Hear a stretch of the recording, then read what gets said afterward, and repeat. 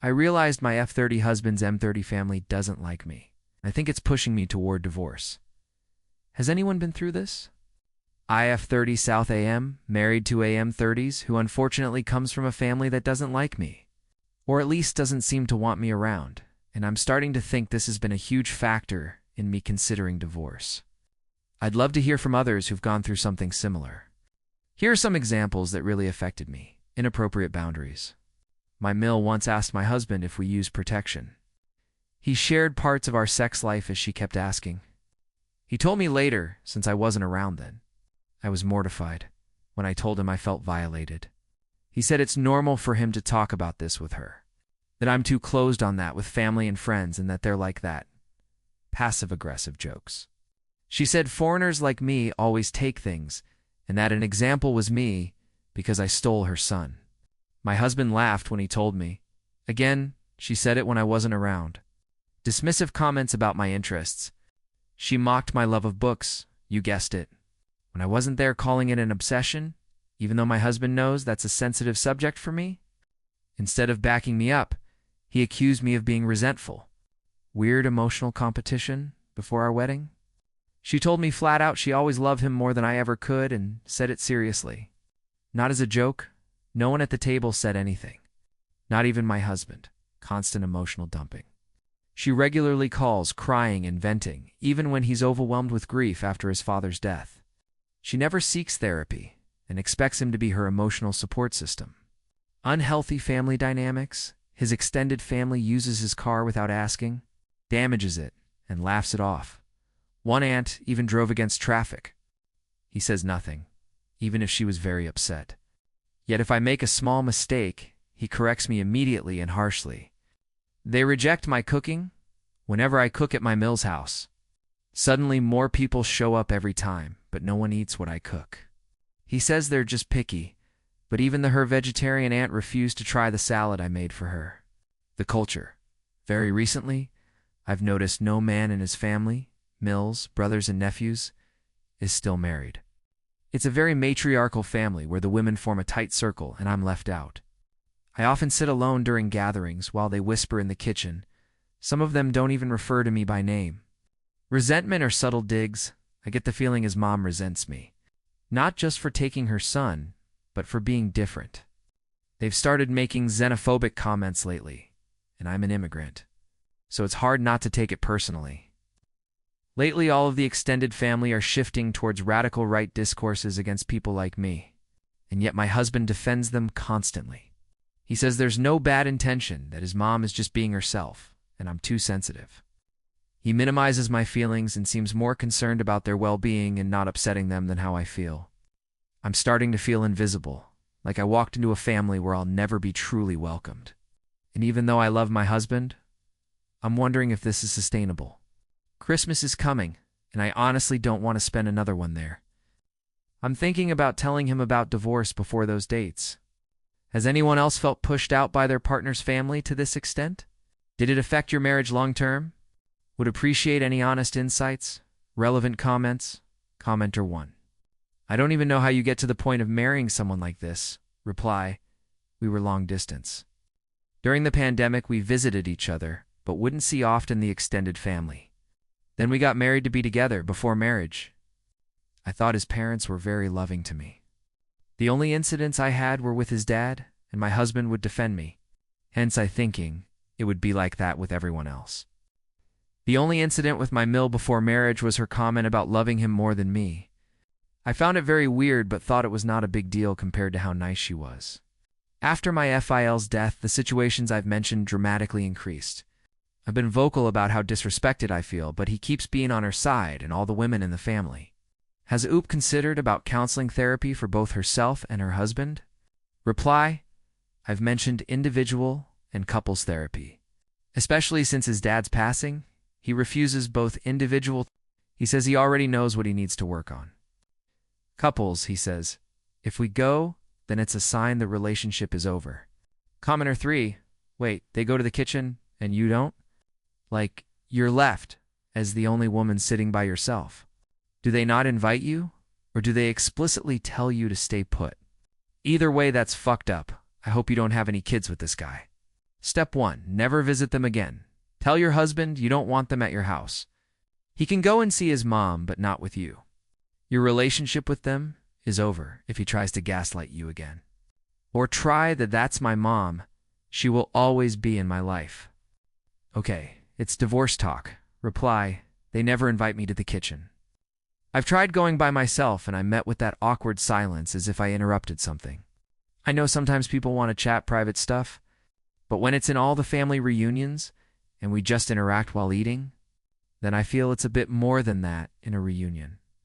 My mother overheard one of the aunts, seeing our wedding photos and calling me chubby. I told my husband, and he got upset, saying her aunt would never say that, and my mom probably understood. Wrongly, because we don't speak their language. Our languages are very similar, so she definitely heard correctly. Since it's the same word for chubby, commenter for never mind divorce. I'm wondering why you married him at all. Did you really think that anything would change, that his family would suddenly start being nice to you after you got married? Or he would magically start defending you when he hadn't before? Reply, the only incident with my mill before marriage was the comment of her mom telling me she'll always love him more. I thought it very weird, but thought about the rest of her treatment to me, which was very nice. After her husband's death, this has spiraled to this constant comments. I empathize with losing her husband, but I live being treated like this. Commenter 5. Here's the thing. It's not the family that's causing the divorce. It's your husband. He's allowing this to go on and not standing up for you. Plenty of marriages work out when in-laws don't like a spouse. But it's up to your husband. He needs to grow up. The family you create has to be more important than your family of origin. If he doesn't love you enough to prioritize you and your feelings, then it's best to cut bait and run. He'll never be able to have a healthy relationship as long as he lets his family act this way without any consequences. There's someone out there who will put you first. Sounds like it's not him? I'm so sorry, reply. I've spoken about how I feel about this. He says of course he's on my side because he chose to come to the other side of the world for me.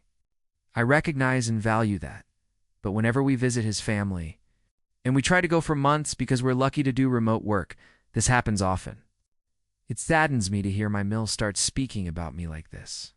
It didn't happen before our marriage, or I wouldn't have married him. I feel very alone and he doesn't see how it's wrong. I feel I shouldn't even say it.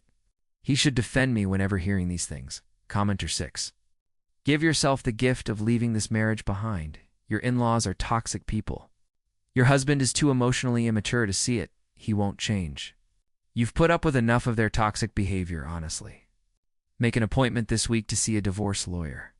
The relief of splitting up from this situation will be wonderful. Block all of his friends, relatives on every social media site, and on emails and your phone. When your husband receives his divorce papers, tell him he is only allowed to contact you via your lawyer.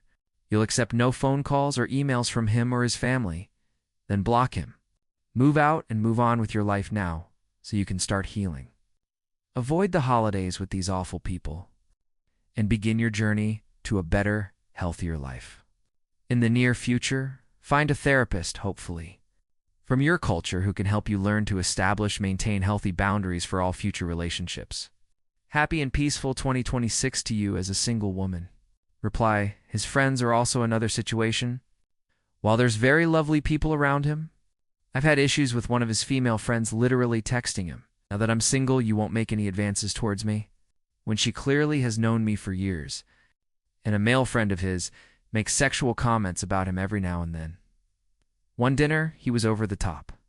Even another of his friends told him to stop, not my husband. I talked to him about it, and he said his mind works differently than ours. He doesn't mean to hurt, he just is bad at human interactions. Now that I read myself, I wonder what took me so long to think about leaving. Thank you for your wishes. Has OOP's husband put a boundary with his mother?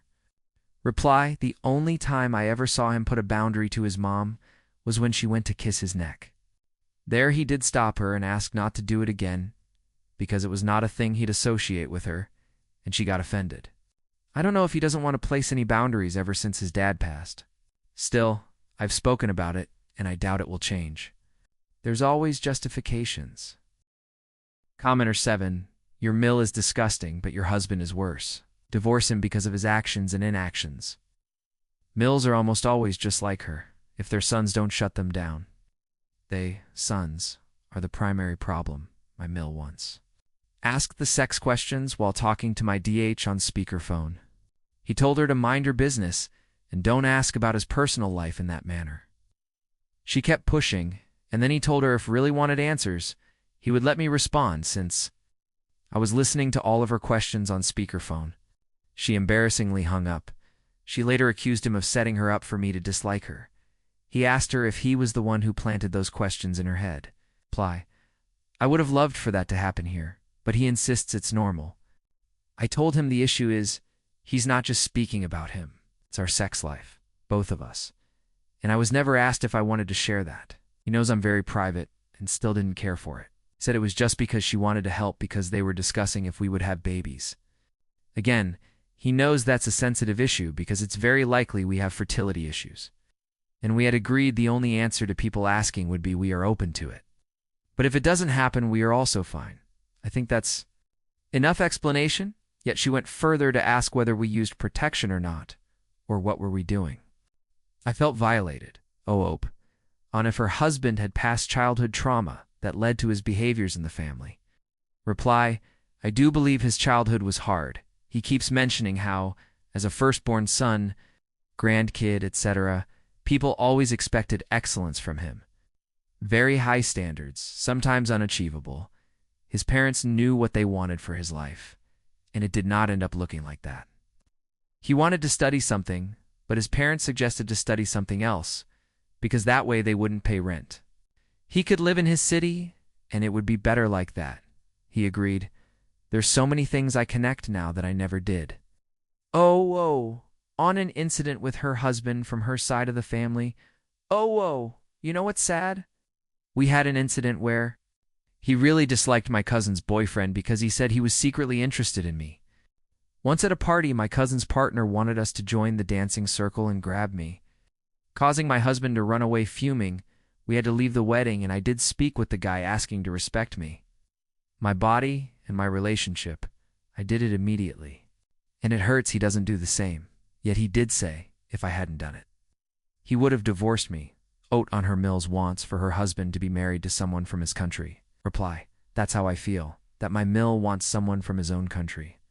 That he's always reachable physically and time zone-wise. Many times his mom's worries transpire to him and he gets cranky and starts talking badly about my country, the people here, his job, whenever he's tried to look for better jobs in his country. He only finds jobs below what he earns here. Lately he is very money-focused. It's not for us to help his mom, that's why he's leaving there in a few weeks. It will give me space to think what to do. Update: I realize my 30F husband's 30 meters family doesn't like me. And I think it's pushing us toward divorce when I last posted. My husband was about to leave for his country for 6 months, his mother's house, specifically to heal. I thought distance might help us both deal with this better, and that I would wait to see him in person to address our divorce. But what happened before and after his trip made everything painfully clear. One afternoon, before he left, my parents asked if we wanted to go out for lunch. He had just taken a shower, and when I asked if he wanted us to join them, he got angry. I knew this would happen. He insisted that if he showered, then he wouldn't get out of the house. He has many rules like that. He said it was very rude of me to ask because it meant I wanted to go, and then he had to go. It escalated into an argument about how I was cold and selfish. I tried not to fuel any argument, and that was also a problem. He called me totally apathetic, and that I didn't care anymore. Then he made a comment that scared me. Something about not seeing the point of living anymore. It wasn't direct, but it left me shaken and upset because I've suggested therapy many times and he refused it. The next morning he ignored my texts and the door when I knocked in the bathroom. When I opened it, he laughed and said, "You probably thought something happened after what I said yesterday," and he laughed. That's when something in me broke. My worry, my care, had become another tool for control. Did he love me? Was mistaking love with control? We had another talk about his family before his flight. I told him I felt uncomfortable when they crossed lines, and that I needed him to stand up for me. His answer was, "Of course I'll back you up. We'll just discuss it privately after it happens." That's when I confirmed one last time he wasn't planning to defend me at all. Just to avoid upsetting them, when he left, he refused to let me drive him to the airport because it would make things harder.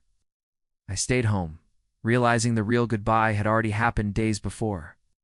After arriving, he said his mom saw him at the airport looking tired and joked, "From your wife?" He told me that story like it was funny. It wasn't, but it summed up our marriage during his first week in his country.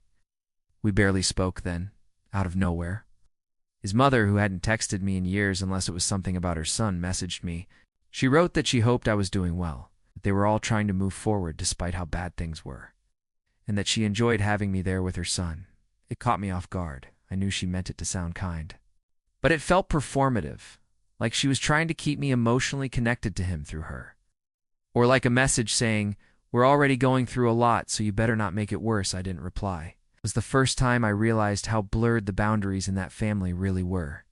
That night, he complained about me being cold and rude. I said I asked to speak to him that week, but he said he was busy, so we could speak the next day, since it was the weekend. He said no, it had to be now. I asked for him to respect me wanting to speak the next day. Then he flooded me with texts and calls, saying, "I respect your boundaries," followed by, "I need you now. Pick up. I'd never do this to you. I won't sleep." The next day, when I asked for a divorce, it was a tough call. He was refusing.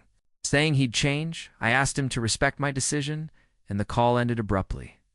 Then he sent me a long, emotional letter full of guilt and self-pity, saying I'd treated him like trash, that I'd controlled everything, and that I hadn't given him a chance to change.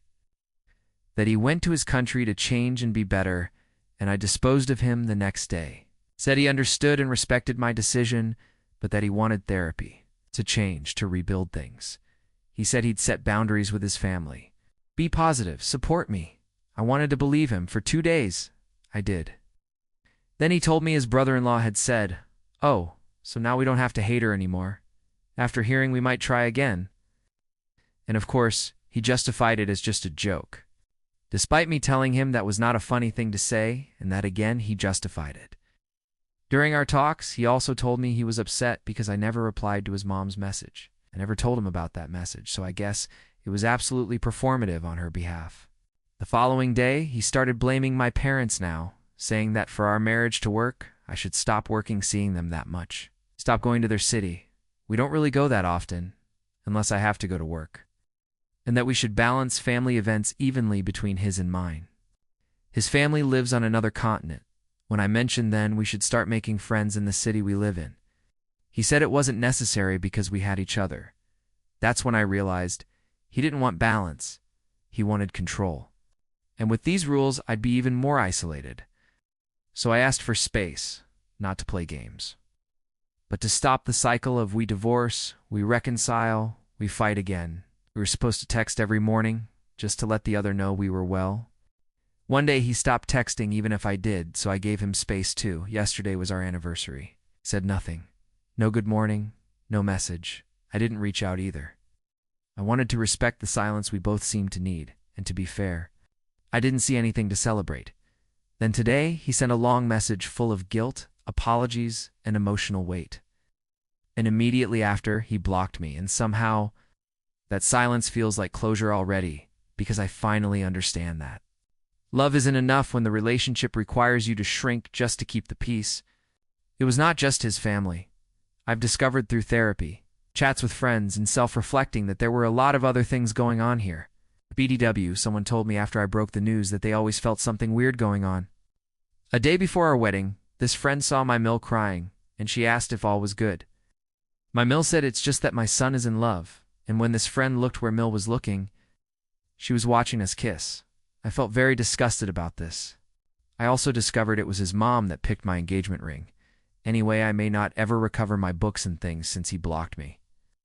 But luckily I have a list of all of them, and hopefully little by little I can recover them. It's better than what would have happened if I went there. On December, I'll go with one of my best friends on the trip I had planned. I'm very excited for that. It's not the amicable ending I wanted, but I for sure have peace and time to know myself again. Thanks for your kind advice and words, everyone. Relevant comments. Commenter 1. It sounds like you've been carrying the entire emotional load of this relationship while he shuts down or deflects. The fact that he laughed about your concern and refused therapy says a lot. You deserve someone who actually wants to work through things with you. Not against you, reply. It was very draining for me. I realized we reached a point where I couldn't even shower by myself without him feeling offended. For years, I tried to change many things to please him, and it was never enough. I feel very calm. Just want to make it official with the divorce finalizing. Commenter 2, congratulations on getting away. Sincerely, reply, thank you so much. I haven't felt this calm and in peace for a while. Commenter 3, you didn't just leave a man. You left an entire dysfunctional system. The fact that his mother picked your engagement ring and cried, watching you kiss her son, tells you everything about the enmeshment you were up against. His change was always conditional on you, accepting less and isolating further. Losing some books is a small price to pay for escaping a lifetime of being managed and guilted. Your peace is the ultimate win. Reply, thank you, and I totally agree. I love my books, but as time went by, I realized it was a price I was willing to pay for my peace. It is a very dysfunctional system, and I did realize since he has agreed to see it in order to get me back. Now he had to even things with my family so that no one saw their families at all and we were left isolated. I wasn't willing to do that again, commenter 4. Do you really need your books and stuff back? I wouldn't be surprised if he held them hostage to drag out the divorce. Or defile your books, or throw them away to taunt you. Just please move on as quickly as possible. This was exhausting to read. Something is telling me you're not truly finished with him, and you'll get back with him after more false promises. I hope I'm wrong, reply. I'm very determined to go through the divorce. I haven't felt this calm and happy in years. I love my books, but if that's the price of my freedom, I'll gladly sacrifice 30 of them if with time I can buy them again. Wonderful. If not, so be it. I'll get some others. Before he left, I made peace with that, since it was the only thing holding me hostage to go to his country. Not anymore? Why does Oa's husband have her books? Reply, he didn't take them. I bought them in his country and kept them there. My mistake. But I have photos of them, and will try to buy them again eventually. Commenter 5. Wow. Do not let yourself get sucked back into that nightmare, reply. I tried giving him one chance in a moment of weakness, but it truly surprised me it lasted only 2 days. I was quite skeptical of any changes anyway, but wanted to give him one chance. Not anymore. Ever since that day, I knew I wanted to proceed with the divorce. Does Oop have kids with her husband? Reply, luckily, we didn't have kids. At the very end, I would be very careful about that because I definitely didn't want to get pregnant. That's one of the many things that made me want a divorce. I want kids, but I could never see myself raising them with his family and him. Commenter 6. Op needs to file all her paperwork and escape this marriage as fast as possible. I'd have moved by the time he comes back. Reply, I have moved.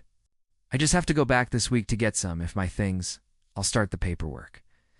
Oh, Opa, on the current status of her husband, not changing his behaviors? Reply, he blocked me today. 2 weeks ago, I said I wanted a divorce, and he swore he'd change. That lasted 1 day. I asked for space, because he basically said for the marriage to work, I had to see my family lest we don't see them. That much anyway, and basically for us to be isolated if he couldn't see his family. I never asked for him not to see them. I realized he confused love with control. Yesterday was our anniversary, and today he texted how cruel I was for not texting him. He wrote other hurtful things trying to make me feel guilty and then blocked me. I feel calm and will proceed on my own with the divorce. Stories number 2. He cheated. He really cheated. I'm on mobile and typing through my tears. Yesterday, I-26F got a hey girly DM from an old college friend G27F about my husband are 28 meters. As far as I knew, she was living a different city, but apparently she moved to our city like 8 months ago. She sent me screenshots of their messages and their sexts, and had selfies of them after they fucked. Why?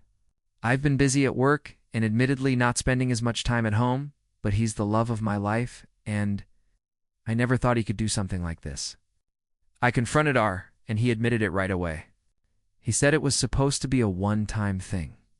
He and G met up for dinner when she moved, but things progressed. So they started dating. Yes, dating. She had no idea about me. He doesn't post me on his socials because his online presence is dedicated to his personal fitness business. So she just assumed he was a fit. Handsome, single guy. He never mentioned me once. It was only when G started mentioning marriage and kids that got nervous and dodgy, and mentioned trouble with his ex-wife if they were to get married. The ex-wife being me, his wife of 4 years. She mentioned this because, drumroll, she's 3 months pregnant. Thinking they were exclusive, she hasn't slept with anyone else, which means the baby is his. HIS. She Googled my name and found out that not only were we together, we were fucking married. 4 years of marriage. 3 more years of dating, down the drain. I told R to get the fuck out, and he tried to argue, but he knew he had no chance. He's staying at a friend's house. And after lurking on Reddit for so long, I texted him my entire reason for kicking him out. And he sent an apology reply admitting to everything, so I have it all in writing.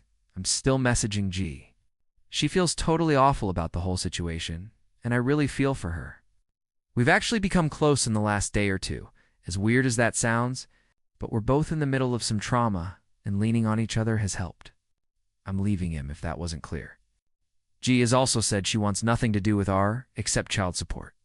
I texted him to come over tomorrow to talk, and he said he would. And I contacted a lawyer this morning and sent her everything I have. She replied after about 2 hours and said this case wouldn't be a problem. Basically, it was a slam dunk. She also offered to mention the case to a colleague in family court. But G hasn't made her mind up about that yet. She's just as overwhelmed about this as I am. I'm just grateful I didn't have kids with this son of a bitch.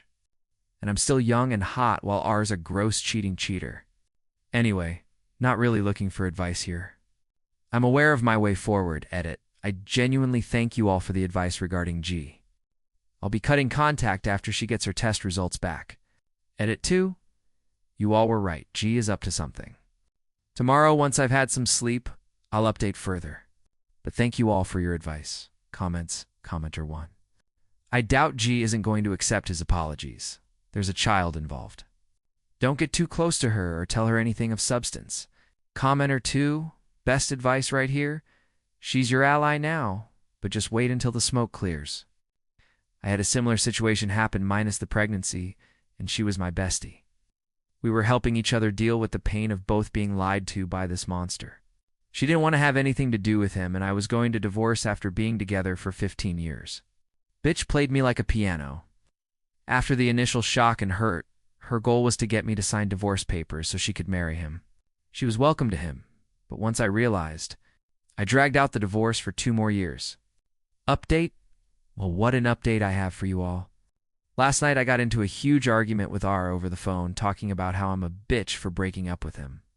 And plenty of other nasty things. Through the night I was anxious and insomnia tick. So as per so much of your advice, I started distancing myself from GI. She sensed this and things blew up. She went into a rage and told me she had known about me. She knew I got married through mutual friends on Instagram. My profile is private, but friends and family posted about the wedding, so G saw our wedding photos. G texted me this morning after waking up to so many texts. She called me a fake bitch who makes up circumstances and lies about details. I blocked her after that. In my post and my texts, I was as accurate as possible without divulging too many details. I was also feeling petty from lack of sleep, so I did tag R in an IG story telling everyone he was a cheater, and a few people responded saying they unfollowed, blocked him. I deleted it after 3 hours, but I know there were screenshots taken and the damage has been done. He called early this morning asking to talk, but I said everything was better said over text, so I had receipts and he obliged. He basically said he'd accept divorce and he'd give me almost everything I asked for, namely our TV and my car. Since he'd contributed to some payments, we don't have many flashy things other than our gaming consoles, and neither of us are interested in the others. This obviously wasn't legally binding, but I'd imagine it's good ammo in the divorce. R came by before work to get a bunch of his things, and we were able to talk face to face. He apologized and asked, almost begged for my forgiveness. Remembering comments about my dignity, I politely but firmly declined. He actually took this pretty well and asked me if I had any questions. I asked him, "What the fuck happened?" According to RG contacted him before she even moved. As many suspected, she knew about me from the beginning but simply didn't care. She didn't say outright that she was trying to get pregnant, but she gloated to her friends about having unprotected sex with her many times, so it's definitely suspicious as hell. He said he just couldn't resist her. To be quite frank, Reddit, I'm hotter than her, there's no question. That is the one thing about this whole situation that brings me a bit of light. Oh, and as predicted by so many of you, G and R are apparently still in a relationship. They're planning on keeping the baby, and get this, minus 2 or 3 hours after. I wrote this out, he posted the gender reveal on his public Instagram, like I never fucking existed. He's trying to get rent money from me, but there's not a chance in hell I'll be giving a cent to him. In fact, I'll be taking nearly everything. He knows he doesn't stand a chance at getting any of the furniture that I paid for or the vinyls I bought. Fuck him. So many comments gave great advice, and I'm so grateful. I've officially cut off G&M in the process of cutting off our outside the divorce. I'm living comfortably by myself in our apartment. I have a decent salary so I can afford it, but I'll let our landlord know that I'll be ending the lease in 2 months. He has a studio available, but I'm not sure I'll take it. For now, I'm in contact with my lawyer, who says this whole process can be done in 6 months if everything goes well. I have a ton of hope for my future, and I truly appreciate all of you who commented on my first post. I might post a further update, or I might not. Regardless, I will get a happy ending, and I'll be able to start fresh without him. Good riddance, TLD. Are everyone's exhausted from lack of sleep? My husband and his AP are together and just got through fucking around, and now they're in the process of finding out. Comments. Commenter 1. I'd literally tell every single person connected to her what she did. Parents, family, friends, boss, coworkers. Make a post detailing everything that happened. Her actions, his actions, and how he still wanted to be with you through it all.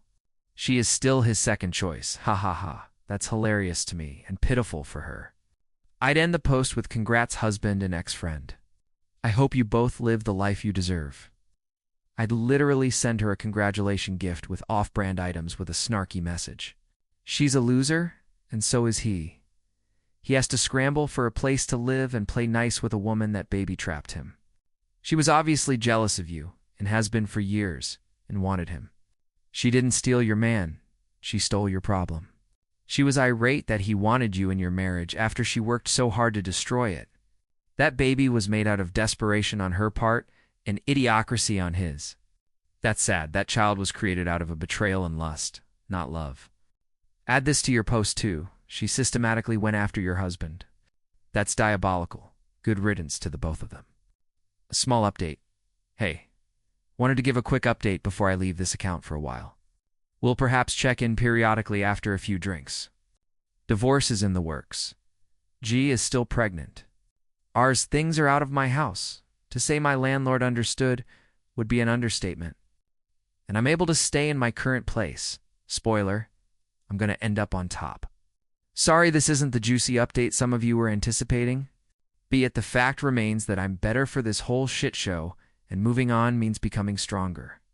Thanks for all your support, everyone. I've kept this login info, so I hope to update you. Reminder, you're loved and you matter. Love always. Update. He cheated, and I've never been happier. Hey y'all. Just found this account again after months, so I figured I'd give an update.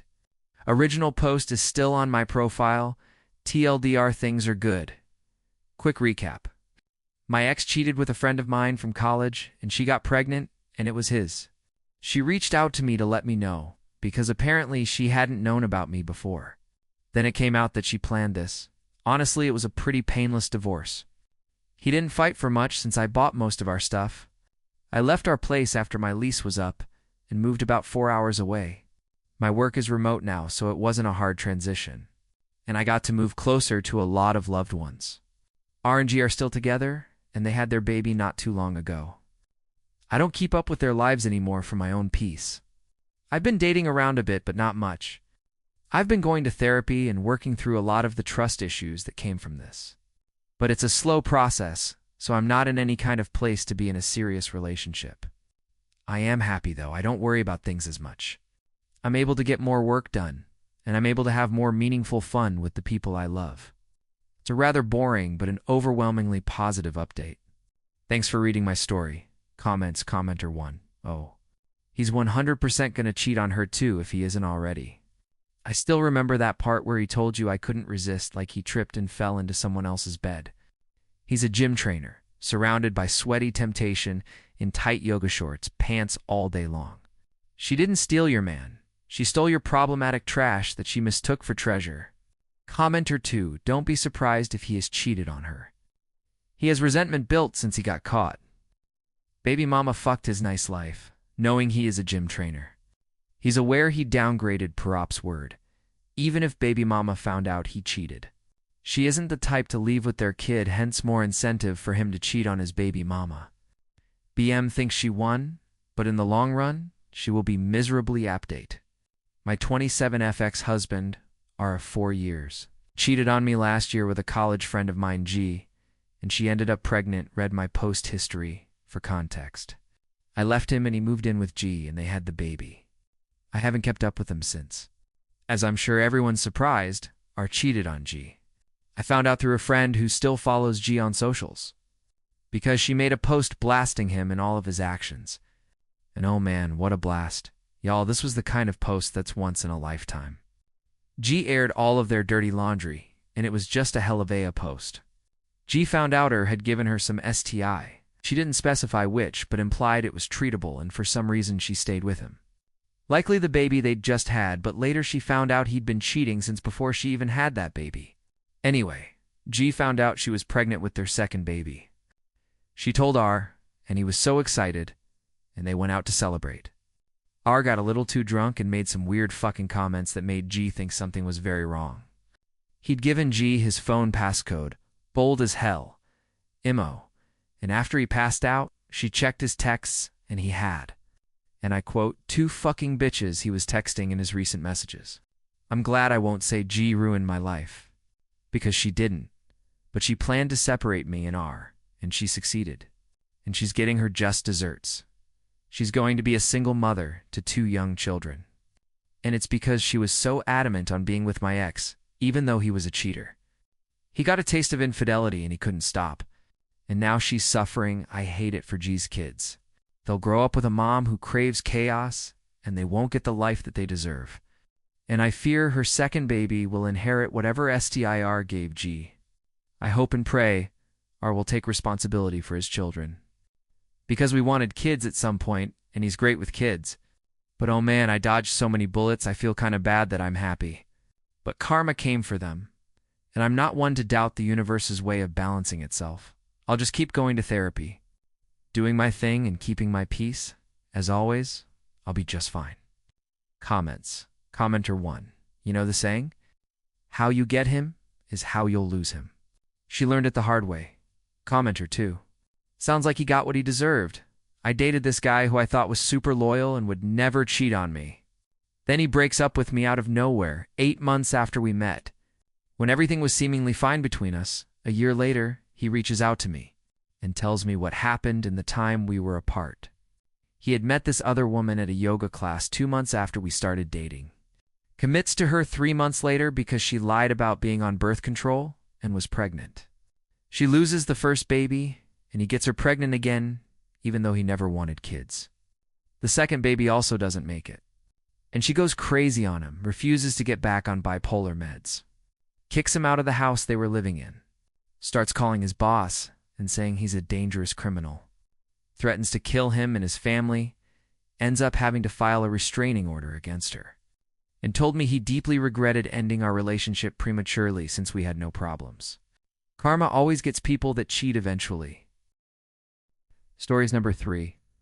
I-23F told my boyfriend 25M that I won't get a job to make him feel less jealous of my financial situation. I've been dating my boyfriend for a little bit over a year now. We met through mutual friends and had a pretty usual relationship until now. It wasn't perfect, but we never fought much. He works as a manager in a restaurant while I'm still in university.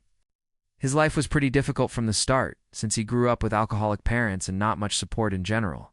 Since day one, he had to work hard for even the most basic things. He couldn't allow himself to get higher education. He had to continuously work since he entered adulthood. I, on the other hand, have a big family that always supports each other. When I started going to university, they continued to financially support me. My parents help with the bills and give me some allowance. Grandparents, aunts, and uncles also often send things here and there.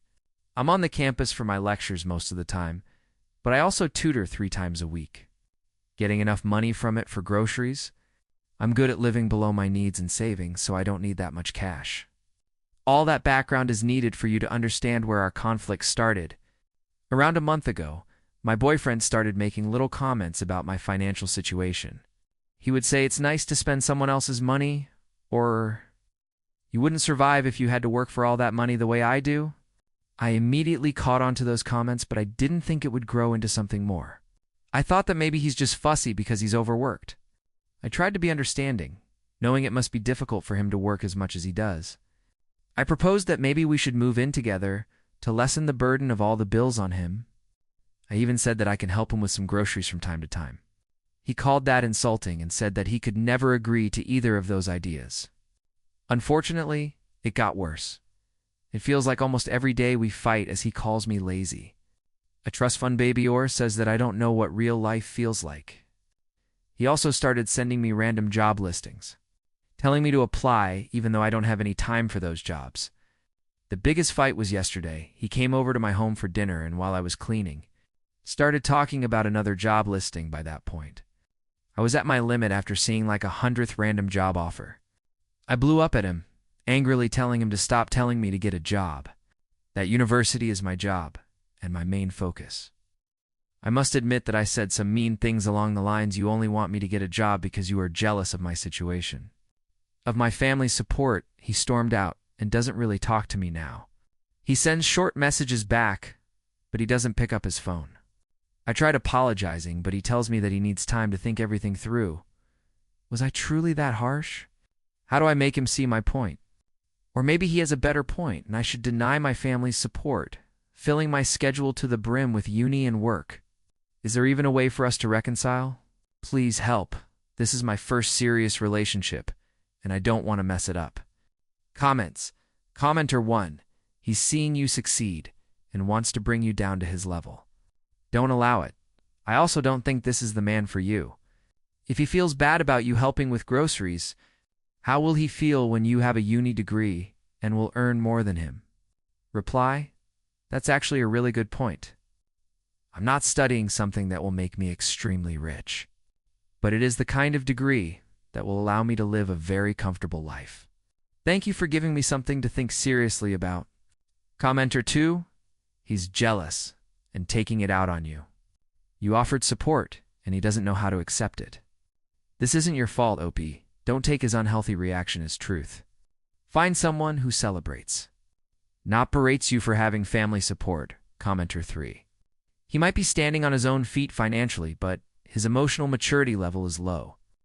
If you are going to continue your relationship, then he needs to pull himself together and understand that your life journey is no less valid than his own.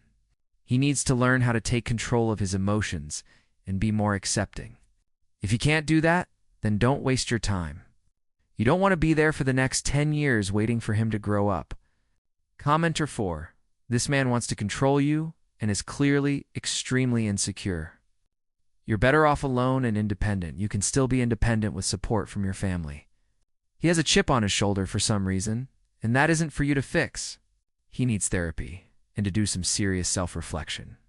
You're right that he's jealous, and that is not a foundation for a relationship. Cut your losses now and find a man that supports and uplifts you. Update. I-23F told my boyfriend 25M that I won't get a job to make him feel less jealous of my financial situation.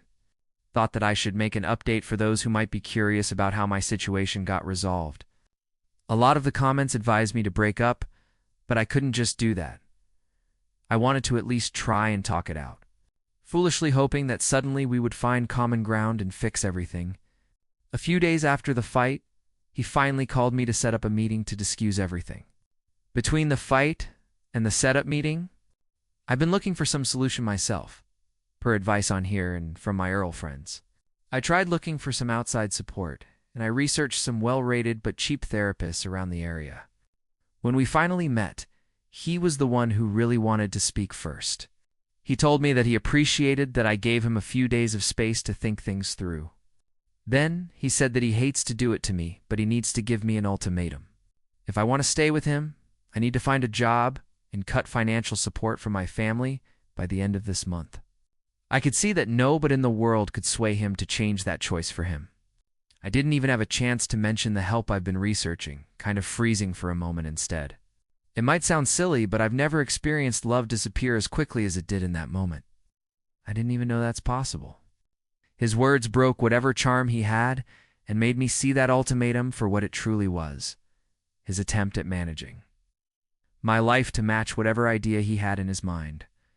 All the comments from here flooded my mind as I realized that all of you were correct. Sorry for even doubting you all.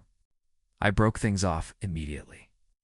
I wish I could say that I told him something smart or cheeky, but I literally just said that I'm done and left. Tearing up the whole way back home, he called and messaged me a lot since then, saying that maybe we can discuss things, that it doesn't have to be an ultimatum, but a goal for the future, etc. But I don't think there's a way of fixing things. I'd be lying if I said that I don't have any love left for him.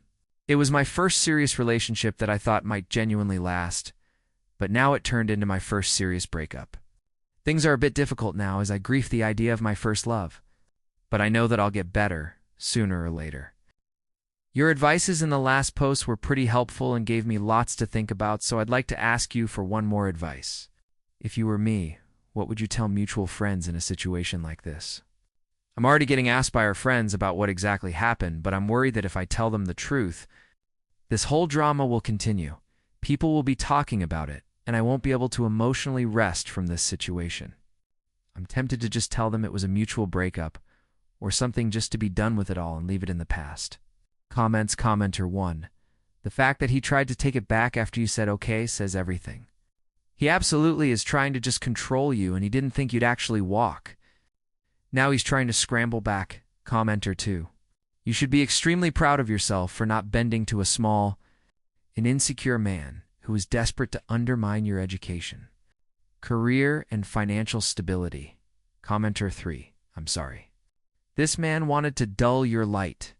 You are fortunate, and you know that. Instead of being happy for you, he wants you to be unhappy like him, and he is very jealous. You can do so much better. Up to you what you tell your friends, but if they are mutual, I would tell the truth. He wanted you to get a job, sacrifice school, and cut off your family. And you don't want someone who doesn't support your dreams, so you didn't fall for his ultimatum. Be very glad you aren't pregnant, as often the next step these types of men take is to get you trapped with them. And yes, this is a type of man. There are some who cannot stand to see their partners shine or do better than them. Presumably when you graduate, you will be able to get a fancier job than him, and he would not like that at all. You were even kind enough to offer he'd live with you so he could cut his costs. His reaction shows that he has some growing up to do. I am happy you have your family, and you have good study habits, and are frugal with money. You will go far, and someday, someone will be thrilled to have you in their life and cheer you on. Commenter 4. That's so crazy. Watch out for men like that. They should never ever be jealous or resentful of your joy, happiness, or success. It starts out small, but their insecurities always lash out. It's actually really lucky that his ego prevented him from you moving in together. You should tell mutual friends and family the truth. He didn't like that you were focused on school and had a supportive family. He was jealous of it and that he needed a job, and you didn't, and it was too much for him. You even acknowledged that it sucks he's had to work so hard and tried to offer very generous solutions, but he was not mature enough to deal with the negative feelings he was feeling and instead tried to control your life. You did nothing wrong and were honestly too nice. IMO. Stories number 4. Aita for telling a lady at the park that I was going to get physical with her and having her arrested when she called the cops. My best friend is a woman I have known since middle school. We have been friends for 40 years, literally. She and her husband had a child very late in life, like she was 42. Kid is great, and I was the fourth person to ever hold him after his parents and grandmother. I have been in his life since hours after he was born. I am a very large child. I work at a fly-in, fly-out job, and I make a great living. My kids are grown up and on their own. My wife loves having the kid around and treats him like a grandchild. I like having him around and treat him like a sibling. We play Lego and Nintendo. I've had to relearn everything I forgot about Minecraft. I also am the go-to babysitter when I'm on my off weeks. It works out because I have nothing better to do when I'm home. The problem is, I am a 300-pound Hispanic man that looks exactly like what you would expect an oil field worker to look like. Marcus, not his real name, is an 8-year-old kid with long red hair and green eyes. He is so white that he looks like they raised an albino in a closet. I had him at a park by my house this weekend while his mom and dad had some downtime. He was having fun, and when it was time to go, he was a little jerk and wouldn't come. So I chased him down and threw him over my shoulder while he struggled and giggled. That's when this lady got in my face. She told me to put him down. I didn't want any problems, so I did. She said she had already called the cops and tried to take him away. She grabbed his arm hard. He was calling out to me, so I told her to let him go, or we would be having a physical confrontation. All of a sudden, she wasn't so anxious to be a hero. Marcus hid behind me and we waited for the cops. She had her phone out and was recording me. When the cops showed up, they separated the three of us to talk to you. I had already called my wife. She was livid. She is a tiny Welsh woman that doesn't take crap from anyone. The cops had already figured everything out when my wife showed up. They were still trying to get a hold of Marcus's mom and dad. They are away for the weekend. Anyway, my wife pulls out her phone for the cops and shows them an album she has of me and Marcus for the last 9 years. Then she points to the bruise on Marcus's arm where the woman grabbed him. The cops said the lady was just trying to help. I asked them if I had given him the bruise, and they showed up if I would also get a pass. They ended up arresting the woman. Handcuffs and everything. No clue what happened after that. Now I'm wondering if I could have handled it better. Am I the asshole for what happened? How could I have done better? Comments. Commenter 1. When I worked retail, we had a big rule. Never accuse, we could say. Are you having fun with your daddy today? You taking good care of Grandpa? If the adult answered, didn't give the kids a chance. Grab the kid hard, then we might become slightly alert. But if the kid answered, that's my uncle, or yes, or anything that indicated they were with that person, we were done NTA and show up for every hearing. Make sure that photos of the bruise are entered into evidence. Nosy OL Biddy deserves every bit of punishment she can get.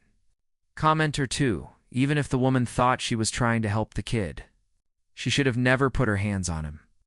Commenter 3. You did everything right? Especially willfully waiting for the cops and contacting everyone who can prove that you have some guardianship for the kid. I can see how it might look to an outsider if you have a kid over your shoulder. But if she was there for any amount of time to see y'all playing or getting ready to call it a day, especially when the kid hid behind you rather than her for protection, she should have known that she made a mistake. If I had to guess, she might just be racist. Your skin is brown and his is white, therefore you are trying to abduct.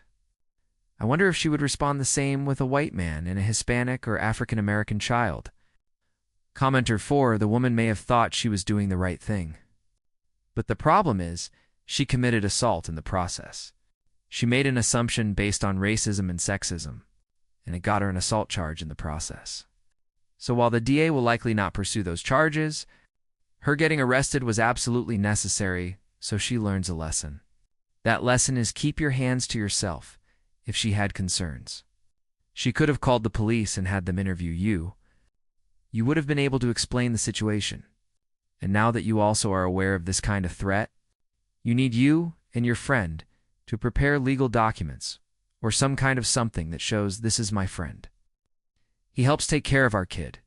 Our kid is 100% safe as his care. It's sad. But if you had that, you could have told the lady feel free to call the police, but you are wasting their time. Stories number 5. Male coworker keeps explaining my own lesson plans to me in front of students. I'm a high school history teacher in Chicago, been teaching for 6 years. I have my master's in education, and I know my subject inside and out. We hired a new teacher this year, mid-50s guy. Came from the private sector, this is his first teaching job. He's in the classroom next to mine, teaching the same subject. At first, it was little comments, "Oh, you're teaching the Civil War that way? Interesting choice." Or he'd see my lesson plans in the shared drive and message me suggestions that were just my lesson plan reworded 2 weeks ago. It escalated. I was in the middle of teaching about Reconstruction. My door was open because it was hot. This man walks into my classroom, interrupts me mid-sentence, and says, "Actually, you should explain it this way," and proceeds to give a 5-minute explanation to my students about the topic I was literally already teaching. My students were staring at him like he'd grown a second head. I was frozen in shock when he finally left. I just continued teaching. I didn't know what else to do in the moment. I talked to him after school, told him that was inappropriate, and he can't just interrupt my class. He said he was trying to help because he noticed I was struggling to explain it clearly. I was not struggling. I've taught Reconstruction dozens of times. I have a fucking master's degree in this. Yesterday he did it again. Different lesson. Same thing. Walks in, interrupts. Starts correcting me in front of 30 teenagers. This time I stopped him. In front of the class, I said, "Mr. Name, I need you to leave my classroom now." He looked stunned. Started to argue. I repeated, "Leave my classroom." He left. My students actually clapped. I immediately went to the department head and filed a formal complaint. Explained both incidents. Explained I'd already talked to him about boundaries. Department head was appalled. Apparently I'm not the first woman teacher he's done this to. The other female history teacher mentioned he'd been offering unsolicited advice constantly, but she hadn't realized he was walking into classrooms. He's being moved to a different hall and has been told if he enters another teacher's classroom without permission again. It's a write-up, but I'm still furious. The audacity to interrupt a woman teaching her class to her students in her room and act like he's doing me a favor. And of course now he's playing victim to other staff, saying I humiliated him in front of students and that he was just trying to collaborate. You don't collaborate by barging into someone's classroom and undermining them. Comments? Commenter 1. Next history assignment. Have students find real-world examples of times when men were given credit for women's work. Commenter 2. You deserve to be furious. And you definitely deserved your students' applause. I wonder how many write-ups he'll need before he changes his behavior. Unless that is too optimistic. Commenter 3. Well done. Also, how is this not already a write-up? Other teachers complained about him too. What a creep. Commenter 4. Yeah. That's how men collaborate in the private sphere. By barging in and reiterating your work so they get the credit. By barging in and making themselves the one seen and heard. Stories number 6. My 20F boyfriend 20M changed his relationship status on Facebook from in a relationship with no specified person to in a relationship with a girl that is not me. I feel really terrible right now. Michael and I have been dating since April 2010. We started dating when we were in 8th grade. So for just over 6 years now, up to this point, we have had an amazing relationship. We are each other's best friend, through and through. We've definitely had our ups and downs, but we've never officially broken up.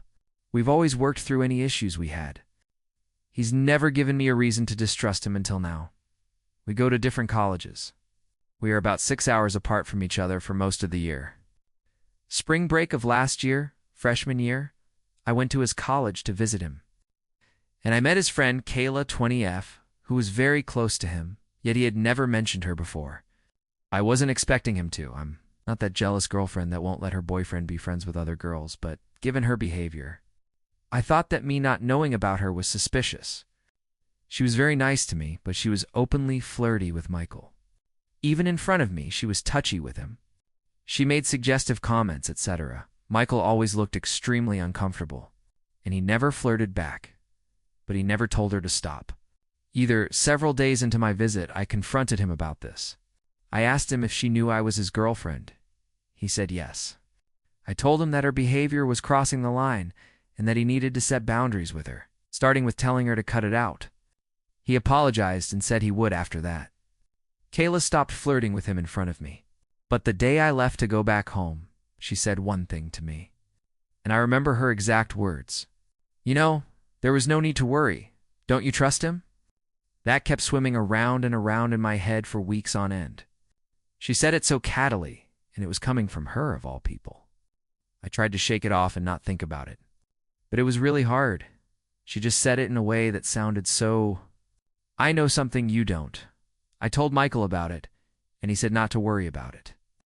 She was always saying things like that. I kept pressing it. But he insisted that it was nothing more than just a jealous comment. So I dropped it. Time passed. Kayla added me on Facebook, and I accepted just to be friendly. This was when I started seeing a lot of posts about her and Michael that never came up on my feed before because Michael never posted about things they did together. They went to the movies together. They went to games together. They went to concerts together. They went everywhere. In every post, Kayla added a caption that had a nickname for a minute. I could tell it was a special nickname because she used it every time.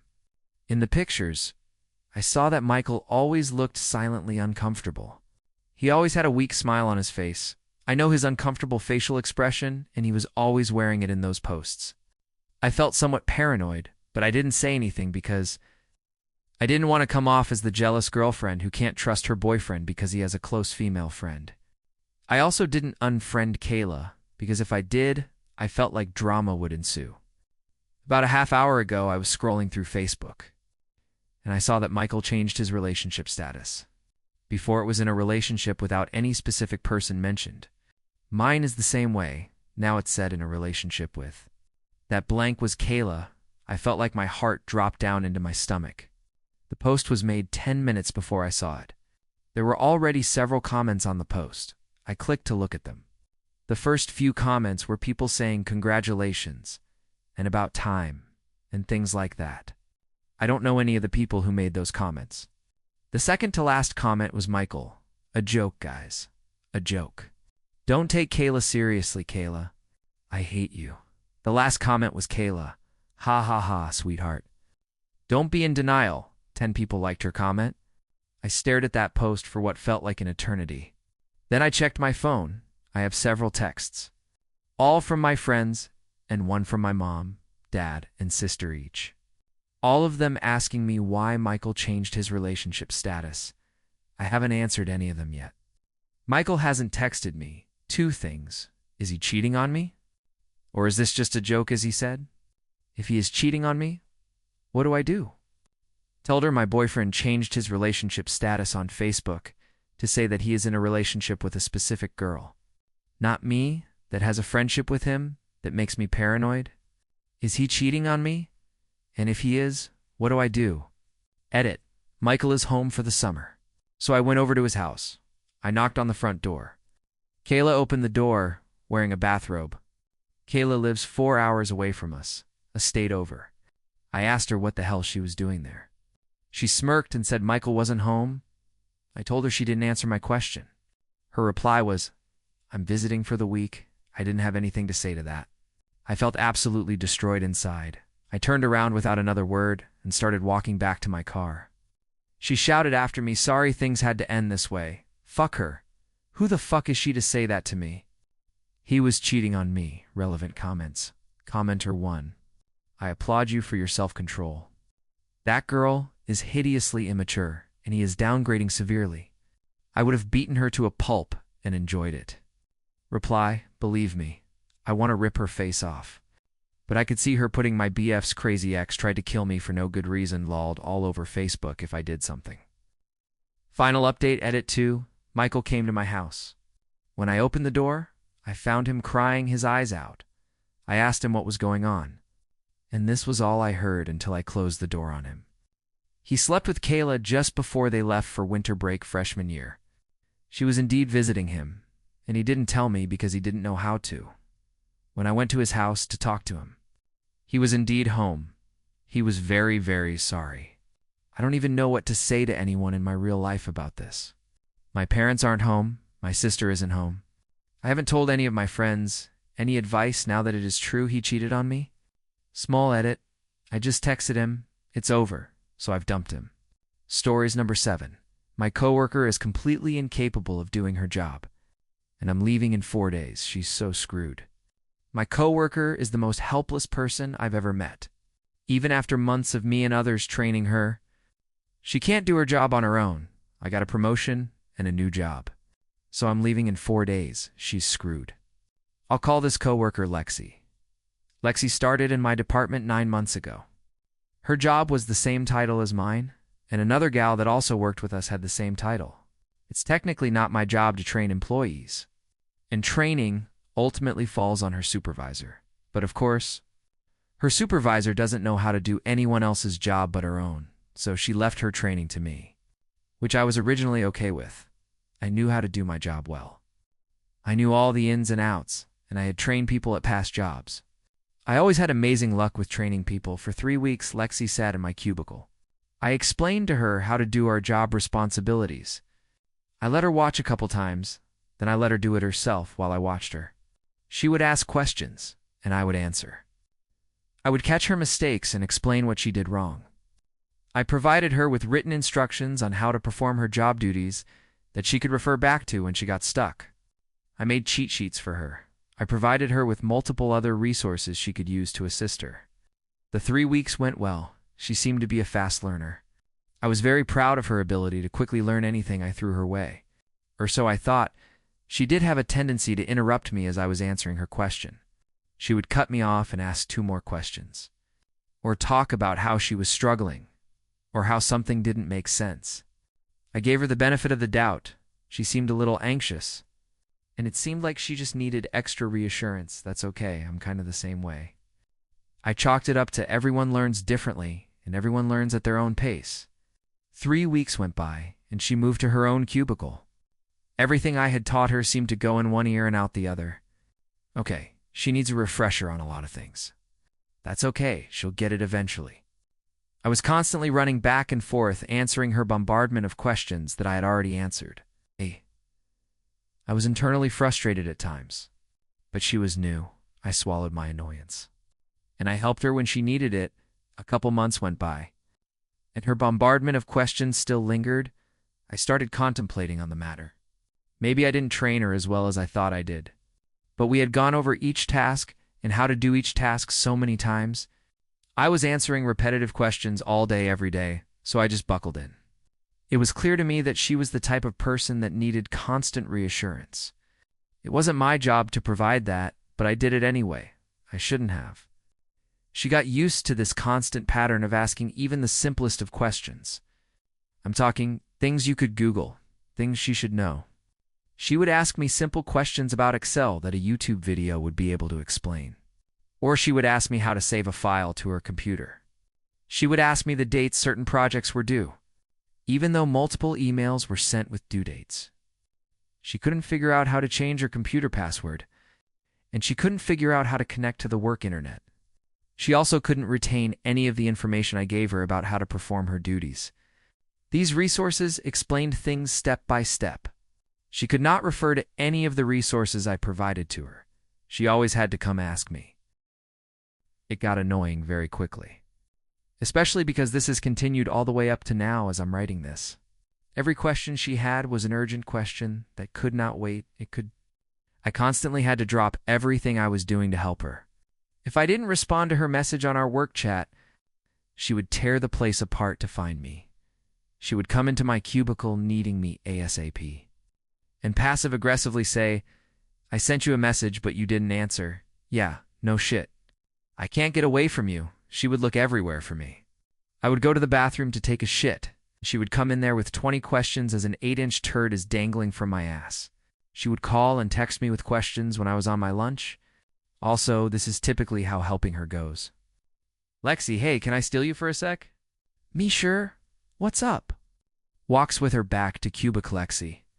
"I'm working on X, and it says something is incorrect." Me. "Well, what does it say?" Lexi, "It says to do Y." Me. "Okay, so yes. You would do Y, Lexi?" "I tried that and it didn't work." Me. Sits at Lexi's desk and does Y. "It works, Lexi."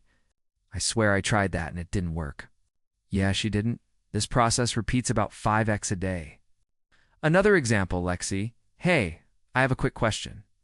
Me. "What's up, Lexi? So I have this, and I'm not sure if I should do X or Y." Me. "Deep breath because I've answered this question 10 times, so you would do, Lexi."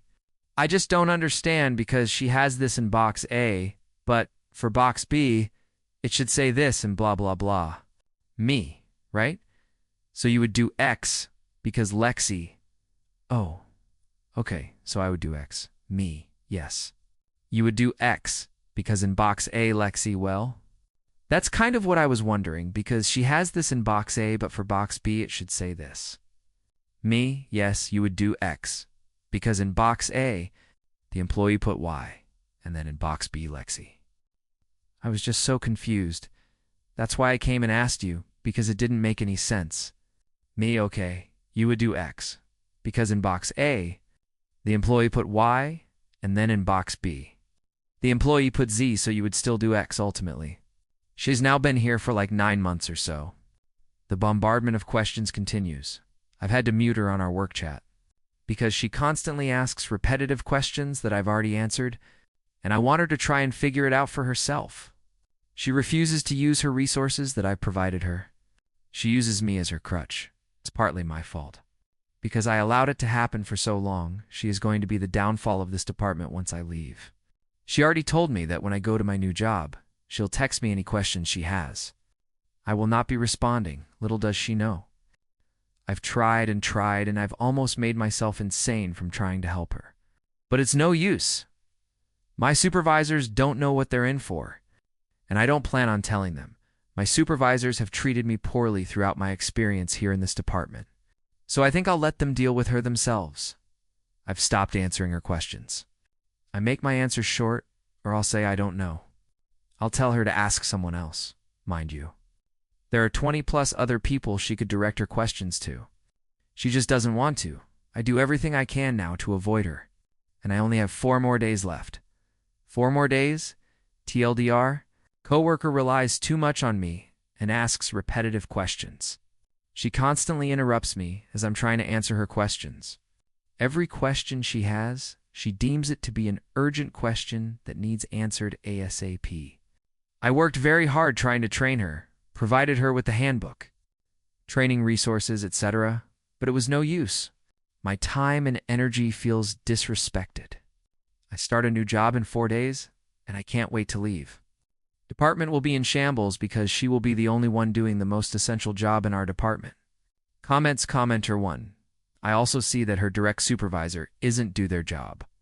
9 months is too long for this kind of no learning curve behavior. Her supervisor should start a conversation with her, help her, monitor, and determine the next course of action. Commenter 2. As I'm reading this, I'm thinking, how do these folks survive? It's because of people like Op. That isn't a negative on Op at all. They are just far too nice. Reply, I hate to say it. But yeah, people like Lexi thrive when people like myself struggle to set boundaries. Commenter 3. Don't answer her questions. Ask her what she thinks she should do and why. Ask her where she can find the information. You're enabling her behavior. Stop giving her the info. Let her find it. Commenter 4. I had a male coworker do this. Daily female coworkers would ask all of us, hey, I can't find this email. Would you mind forwarding it? Or me? Thanks. But this guy would walk up to us and just demand stuff. No. I tried here. I looked there. Can you help me out? Great, happy to, but this guy just demanded it from us, acting like we worked for him. We started together all training in the same room. He had 0 authority or experience over us. I just asked him, did you look for it in the training booklet? Another question, did you look in the training folder? He glared at me in silence for a beat or two, then turned around on his heel and walked away. Not even trying to act like he didn't expect me to do his job for him, or he had a brain fart or whatever. Nope. Stories number 8. I-30M made a huge mistake and really hurt my cousin 24F right before my wedding. How do I fix this? So a little background. I'm the oldest of 6 cousins on my mom's side, all of us. Except the second youngest, let's call her Molly, our boys. We all used to spend a few weeks together at our grandparents who live by a lake, basically just running around, boating, fishing, hiking, and doing whatever. I'll be the first to admit, we weren't the nicest to Molly. Because we were young and idiots and didn't want to hang out with the girl, we used to purposefully leave her behind. Tell her she couldn't hang out with us, and only spent time with us when our grandparents forced us, like I said. We were assholes, and after a while, she stopped even trying. When I was 17, she was about 11, I caught her crying one day, which surprised me because she was actually a really tough kid, and asked her what was wrong. After some prodding, she admitted she was miserable and hated coming to the lake. When we were all there because of how we treated her, she was also being bullied a lot in school for her looks. She wasn't ugly, but she was kind of awkward and was basically getting treated the same way at school by all her classmates. I felt like shit because I didn't really hate her, and the whole keep the girl away thing really was a jerk move on our part because we never really disliked her. I apologized for hurting her and promised to make it up to her. I made sure she was included the rest of the summer, and made sure the other boys didn't try to exclude her, and gave them shit if they did. She had a blast that summer. And the next summer with us and things really turned around. After that I went to college. But my younger brothers said they kept including her the summer after that. And they also felt like shit for treating her badly for so long. Fast forward a few years, we really only see each once or twice a year. But we're Facebook friends, and it looks like life is working out for Molly. She graduated, got a job, seems like she has friends, so I'm happy for her. Here's the problem.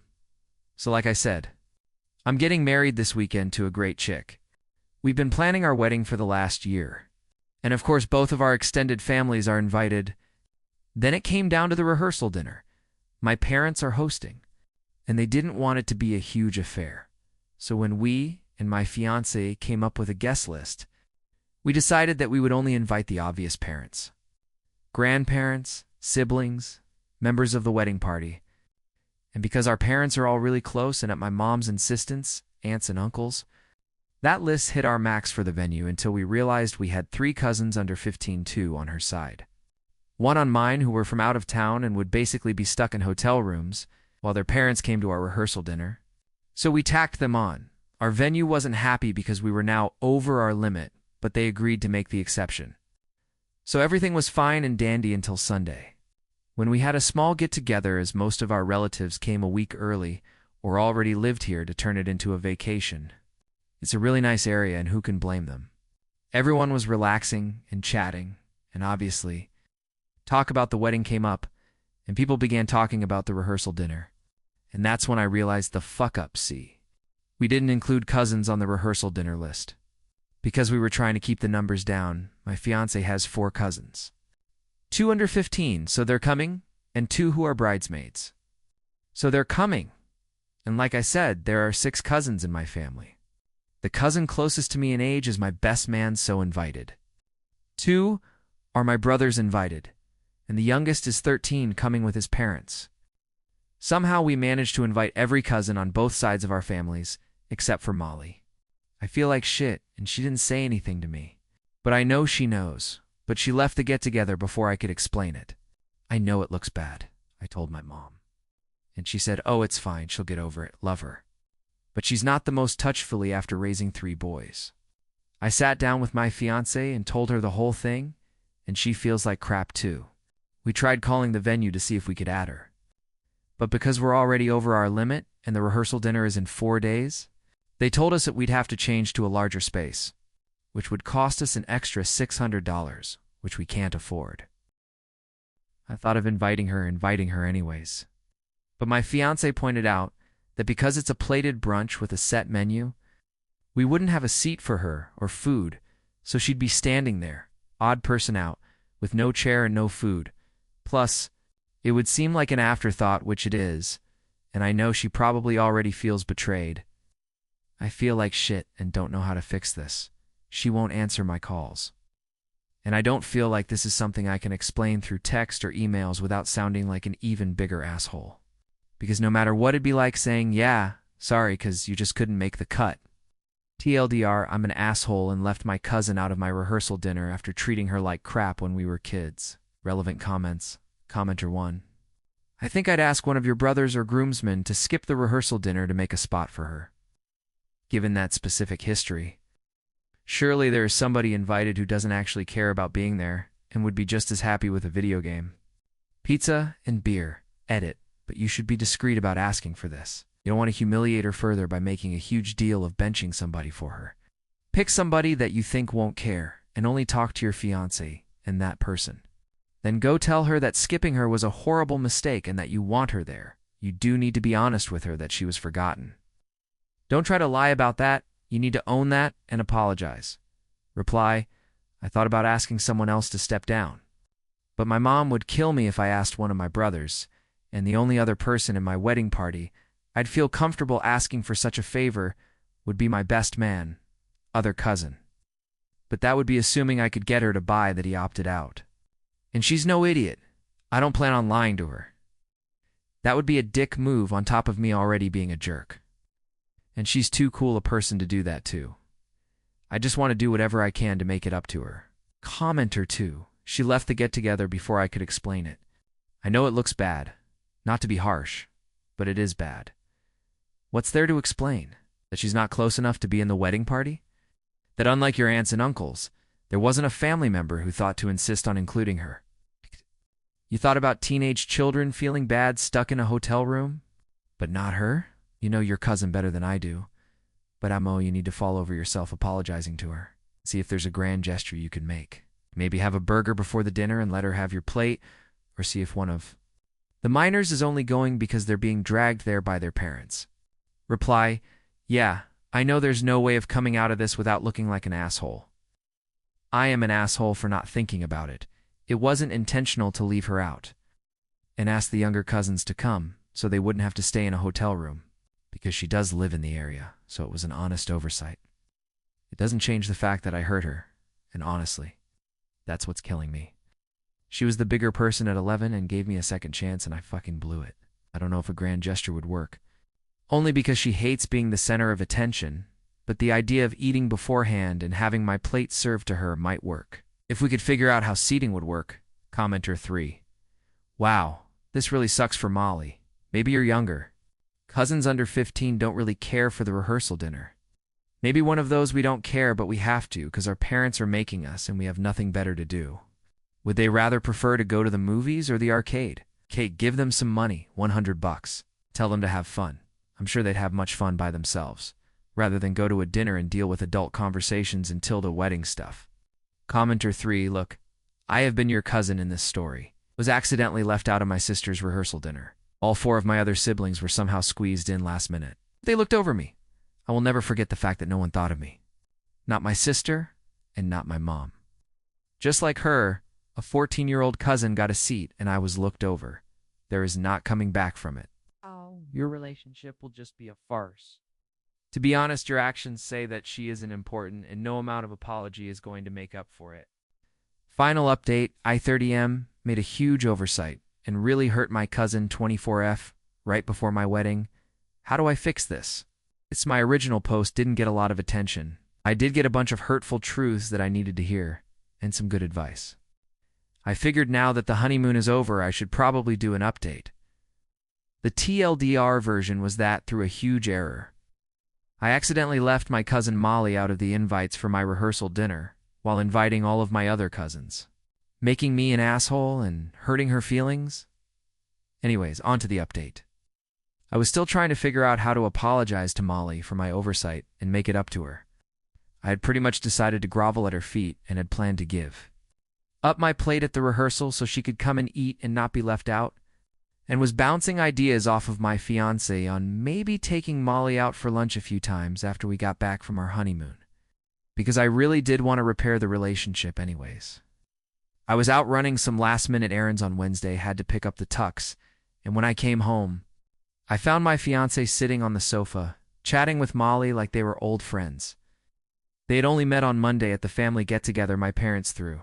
My fiancé, let's call her Emily, stood up and said, so I told Molly the truth about the rehearsal dinner. And that when I was going through the guest list to bring the numbers down, I didn't recognize her name and didn't realize she was your cousin. Emily had gone behind my back. Called Molly and invited her over to explain why she didn't get an invitation. Took the blame and told her how bad I felt when I realized it the other day. She even told Molly the truth about me planning on inviting her anyways and giving up my plate. Because I didn't want to hurt our relationship, she had apparently also called the venue and in her own words, went bridezilla to get Molly a seat. Emily is the most chill person I've ever met. So her going anything Zilla must have been huge, and I'm almost sorry I missed it. She also invited Molly to go with her and her bridesmaids when they went to go get their hair nails done as an apology for her screw-up. Guys, if I didn't already have a whole wedding planned, I would have eloped with her on the spot. Molly gave me a hug and told me she appreciated me being willing to give up my plate at my own rehearsal dinner. But to quit being such a whiner and enjoy my wedding? So the rehearsal and brunch went great, and I was really glad to have the whole family there and was finally able to enjoy myself. Molly didn't end up going with Emily and her bridal party because she didn't want to intrude, but was grateful for the invitation. The wedding went perfect. I married the most awesome person in the world, and we all had a blast at the reception. I did end up confessing to Molly towards the end of the reception because part of me still felt guilty. The only thing she asked was if the blame Emily thing was Emily's idea. I told her it was, and I had no idea she was going to do it, but I was serious about giving up my plate to make sure she could still come. She actually laughed at me and told me I was an idiot, but I'd picked a good one. Anyways, she forgave me completely, even though I don't really deserve it. I asked her if she was coming to the after party. Yes. We had an after party for our wedding reception after the adults and younger kids went home at our apartment. She said Emily had already invited her and she wouldn't miss it, which she didn't. We all hung out drinking and playing board games until about 4 a.m. She kicked my ass at both Settlers and King of Tokyo. TLDR, I married an awesome person. Molly came to the rehearsal dinner. I fessed up. She called me an idiot. We're good now. Molly's coming by for another board game night this weekend with our mixed group of friends. Minor update. So, it turns out Molly Reddits, and because of the number of upvotes this got, it hit her front page and she called me yesterday to call me out on it. She was pretty mad. I think her exact word were, "Dude, did you seriously name me after your mom's cat?" So going forward, please replace Molly with Princess Maleficent Banana Hammock. The first of her name, Queen of Tokyo, Catan, and Avalon. Lady of the Six Cousins and Protector of the Realm, the unbothered mother of Pokemon. Breaker of Chains. Oh, and sorry you one-timer one. Apparently she doesn't accept internet proposals on threads where she is named after a beloved, snuggly family member who you love. BTW, she's still coming to game night though. Relevant comments. Oop replied to deleted comment. You have no idea. 2 weeks before the wedding. The officiate. We've spent a lot of time trying to find. We're not religious, but both our parents are Catholic. So finding one who could balance what we wanted and what our parents requested was a chore, had a death in the family, and backed out. I went to freak out, and Emily just told me to can it. Picked up the phone, called the officiate to offer condolences, and got the names of 2 other people he recommended to take his place. She just knows how to handle life without freaking out. I really wish I could have witnessed this Bridezilla act. It must have been beautiful. Commenter 1. You all behaved like mature and caring adults. Are you sure this belongs on relationships? Reply. Me, probably, my wife, and my cousin.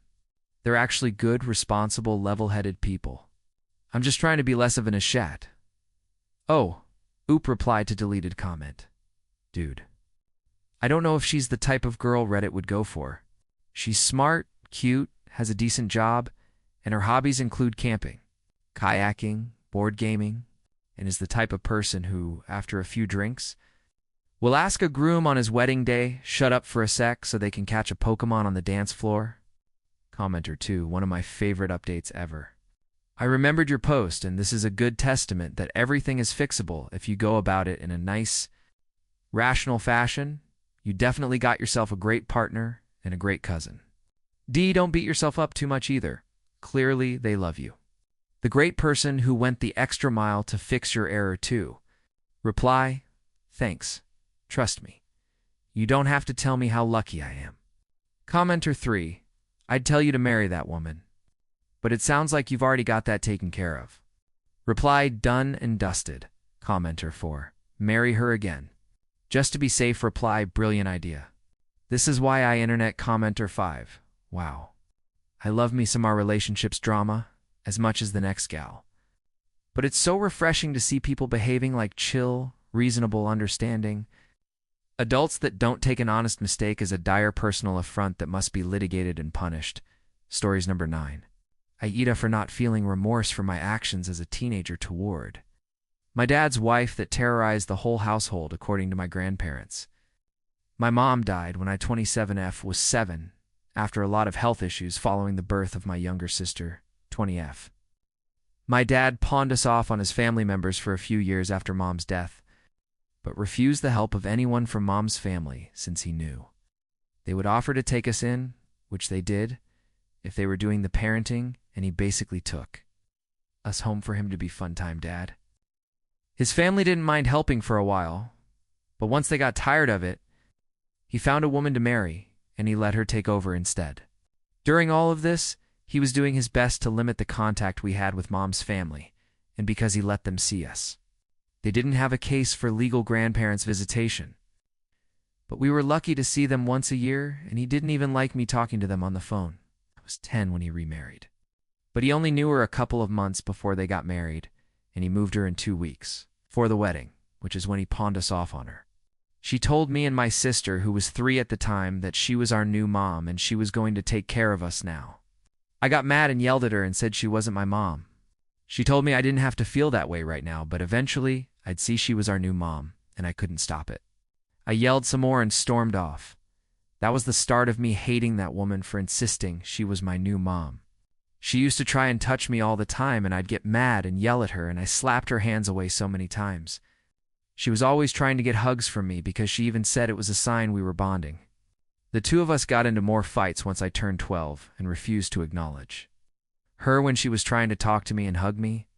It pissed her off, and it pissed me off that she wouldn't leave me alone, and she'd always tell me not to ignore my mom. My dad stayed totally out of it. He was still playing Disney dad or fun time dad. He showed up to take us places, but for any actual parenting or support, he wasn't around. And when I tried to get support from him, he told me, "Talk to your mom." I used to tell my sister about our mom, and my dad's wife hated it. She said it was my attempt to alienate my sister from her, and we'd fight about it. She always said it was disrespectful to her as our mom now. It led to more fights, and I must have wished her dead hundreds of times from the age of 15 to 17. When things got really tense and high conflict, eventually I just left and moved in with my maternal grandparents. I was 17 and not even a senior yet, but I was miserable, and my sister clearly loved Dad's wife and accepted her as her mom, so it felt like I had no good reason to stay. She was getting put in the middle for loving us both, and I just couldn't be around that woman anymore. I think we were getting to the point where a fight would have turned physical. I haven't seen or spoken to my dad or that woman since. Contact with my sister was extremely limited until a couple of years ago. We're not very close, and our differences are huge, not just because of the 7-year age gap, but due to the family stuff. She's totally disconnected from mom's side, and I can't stand the woman she calls mom, but we have a relationship. My paternal grandparents had said they were understanding of my feelings, and they claimed to support me. Until I got engaged, that is, and then they started mentioning reconciliation, and when I sent out save the dates a few weeks ago and didn't include my dad or his wife, they outright asked me why I hadn't reached out to apologize to her, and why. I didn't show any sign of remorse for my teenage actions. They said my hostility toward her terrorized the house, and that I put her in a really bad position as the mom of the house. I asked where this came from after years of supporting me, and they told me they believed supporting me as an older teen and younger adult would lead me to see that I was wrong. They told me they expected me to regret throwing away the chance at having a second mom and treating her worse than a criminal for trying to be the mom I didn't have anymore.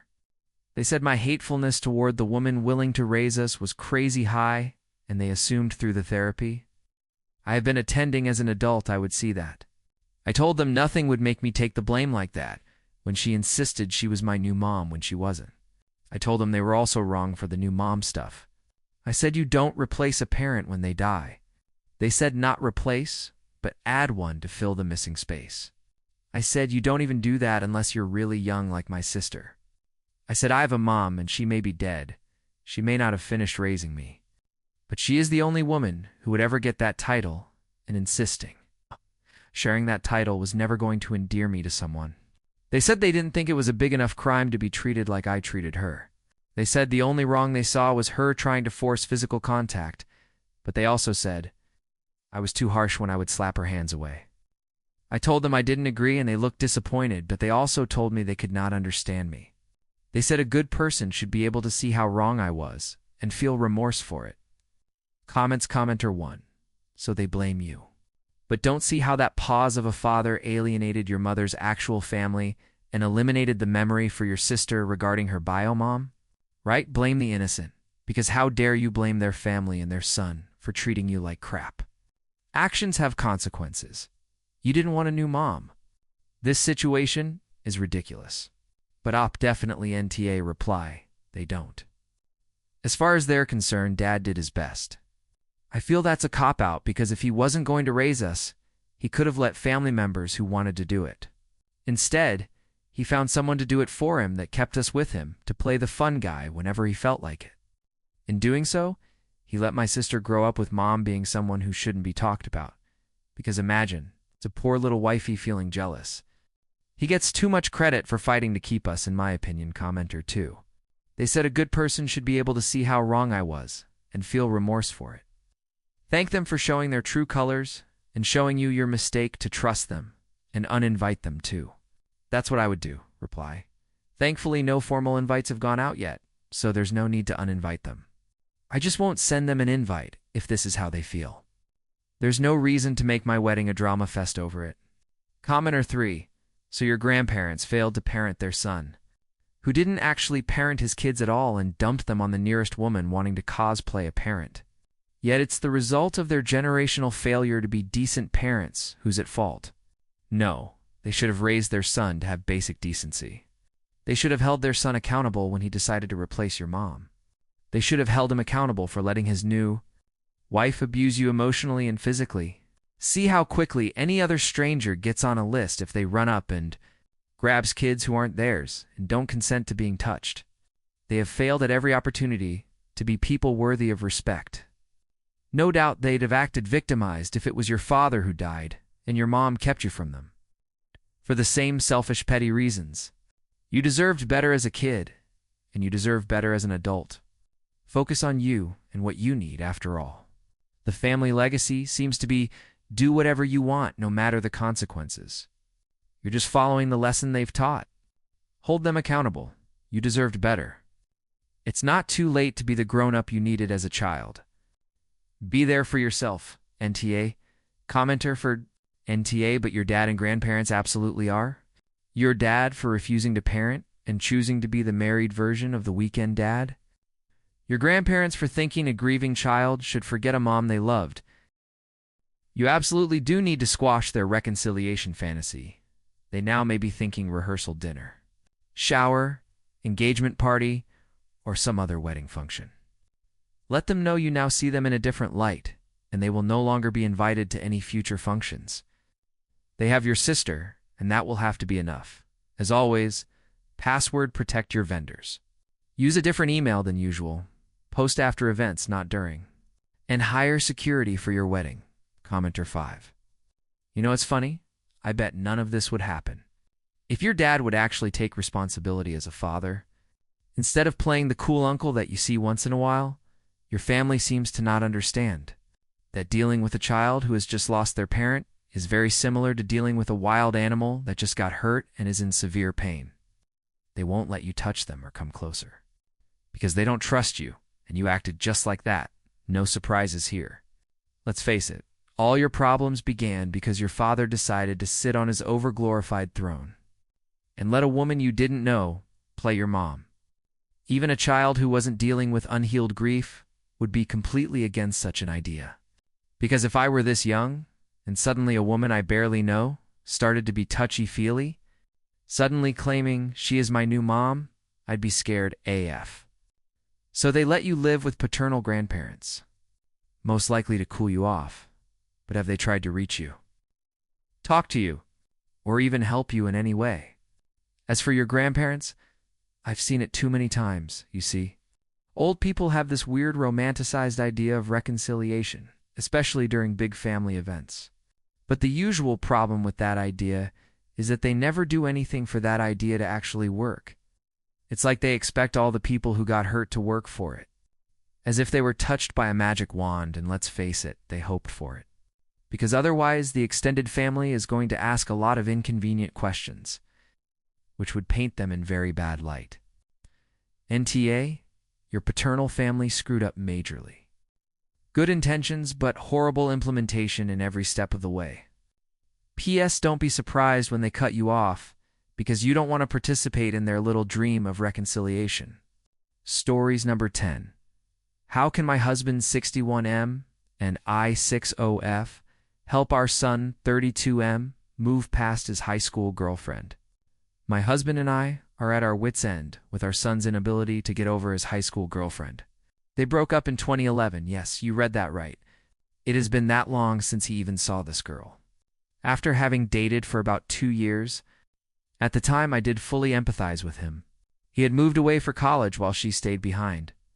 They made efforts to see each other and talked frequently, but as I understand it, she began a relationship with someone else while she was still in one with my son. She at least had the decency to end things with my son in person, and did admit she was wrong in not having broken up with him before taking up with the new boyfriend. Nonetheless, my son was devastated by this, and we supported him as best we could at the time. I think he might have moved on in time, were it not for the fact that his ex-girlfriend then almost immediately married the young man. I believe he was in the military, hence the young marriage.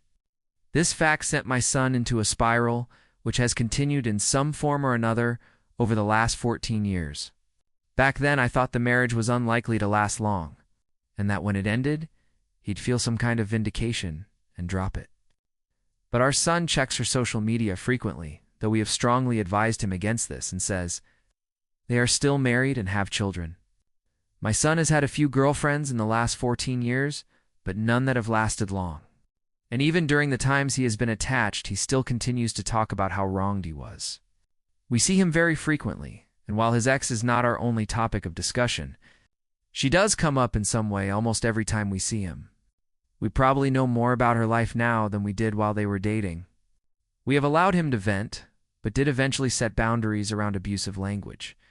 For a time, he favored a few words to describe her beginning with S and W, mainly that I don't care for. And to his credit, he has stopped that, but for all I know, he's only stopped saying them around us. In general, we employ the tactic of nod and agree, then change the subject. It's like he cannot resist an opportunity to bring her up this past weekend. Things came to a head when our son made an offhand comment about his ex. My husband responded by shouting at our son to get over it already, that we were sick of hearing about a girl he dated more than a decade ago, and that he needed to stop all mention of her around us. I asked my husband to go in another room and take a breather. And when he did, I suggested to my son that if he truly cannot move past this, that we help him seek some sort of therapy or other intervention. He responded by immediately leaving and has not responded to any of my texts or calls since. I wish my husband had not shouted, but I am right there with him. This has gone on too long, and we have enabled the behavior. I've even wondered if he'd still be bringing her up if we had put our foot down about this before. Anytime we have pushed back in any way or challenged any assertion he made about his ex, their relationship, he has become very upset. So we defaulted to just let him vent. I do not think he has done any more than stalk her social media, but I feel this has long been unhealthy and may require an intervention of some kind. I'm hoping he comes around in the next few days, but I'm unsure how to broach the topic again without further upsetting him. Commenter 1. Tell him he can't come back to your house until he's been in therapy for at least a month.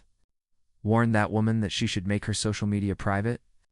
This is way over the line, 14 years. Commenter 2. I'm actually more worried about the ex-girlfriend. Your son's obsession has really turned into anger if he's calling her the derogatory names like that, and creepily stalking her social media posts.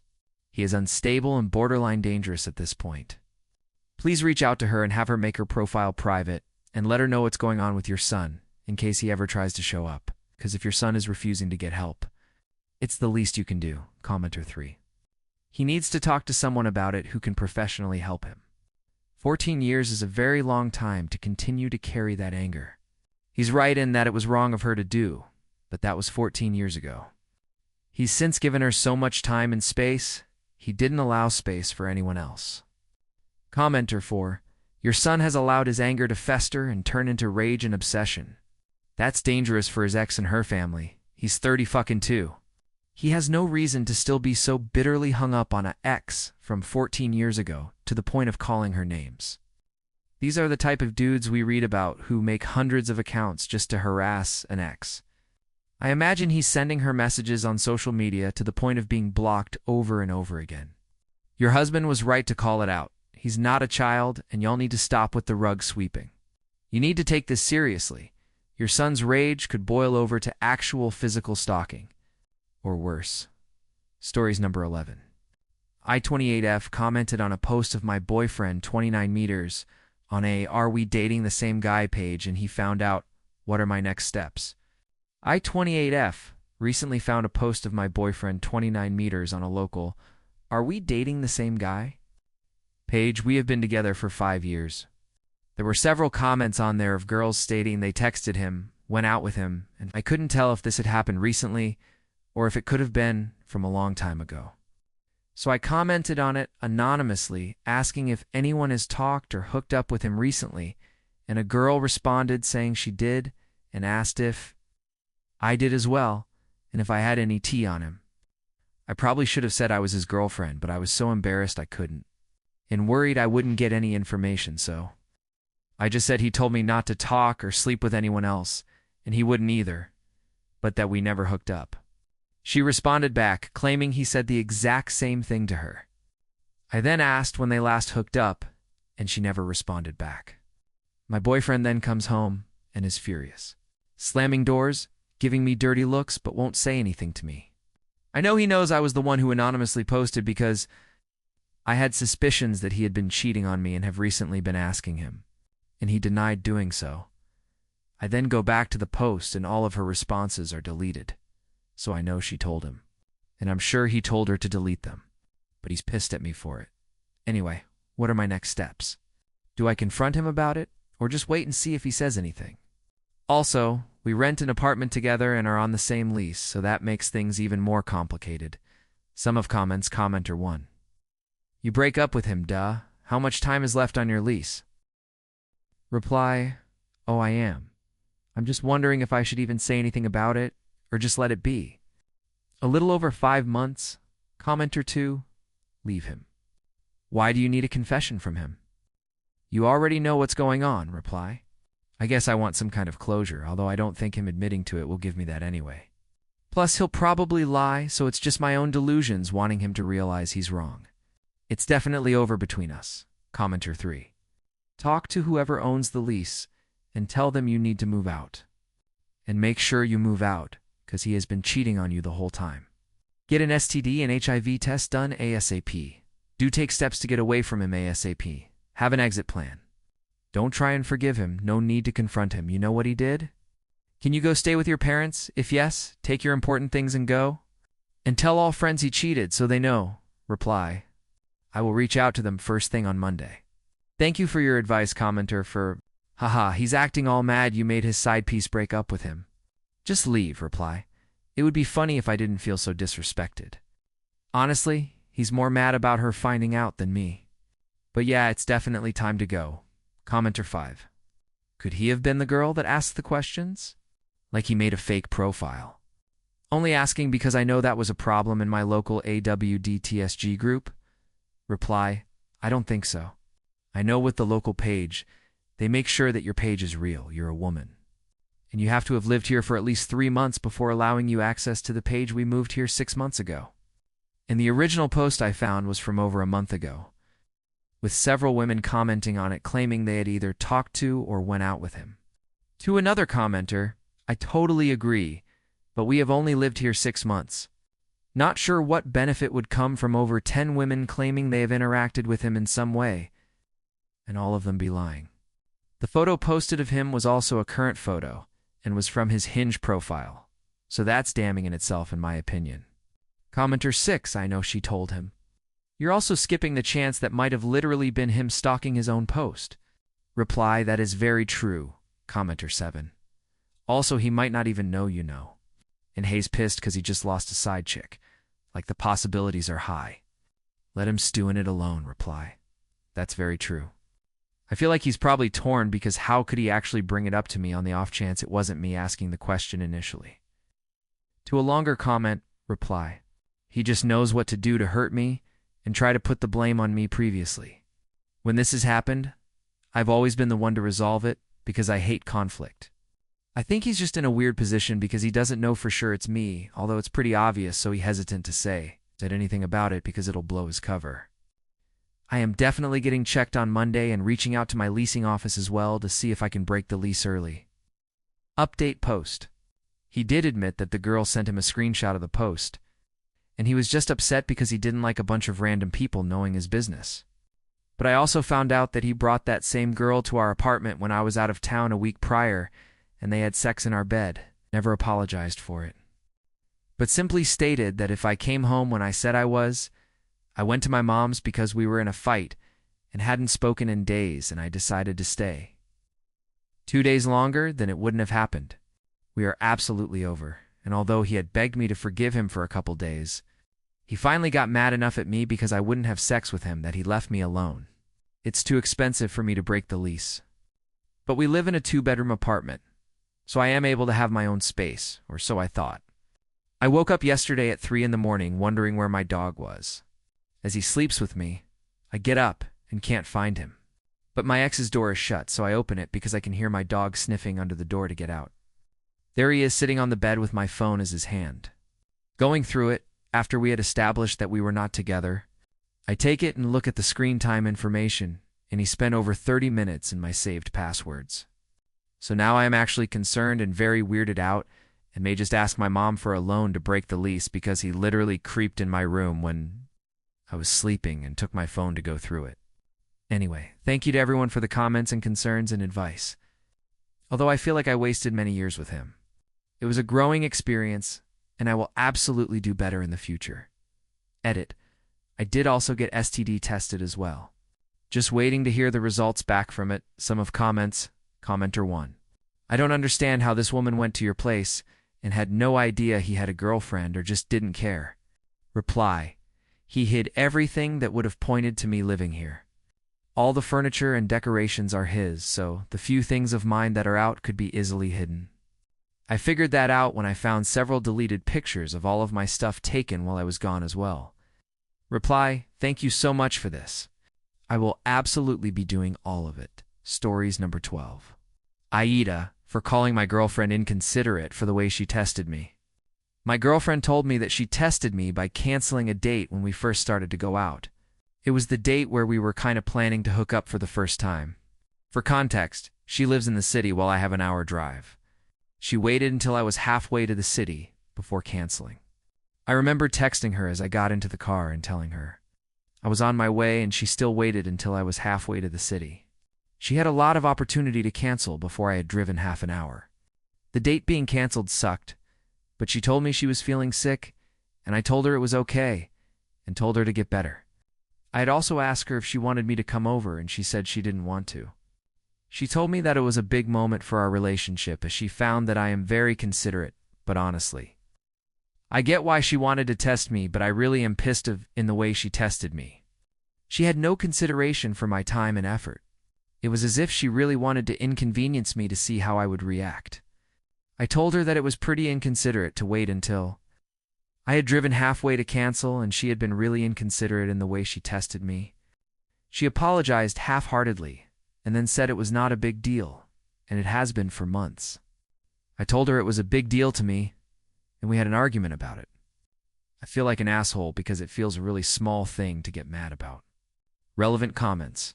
Commenter 1. NTA. I'm a woman. And women who test men piss me off. If you need to see how a dude would respond to a certain situation, you can always pose a hypothetical.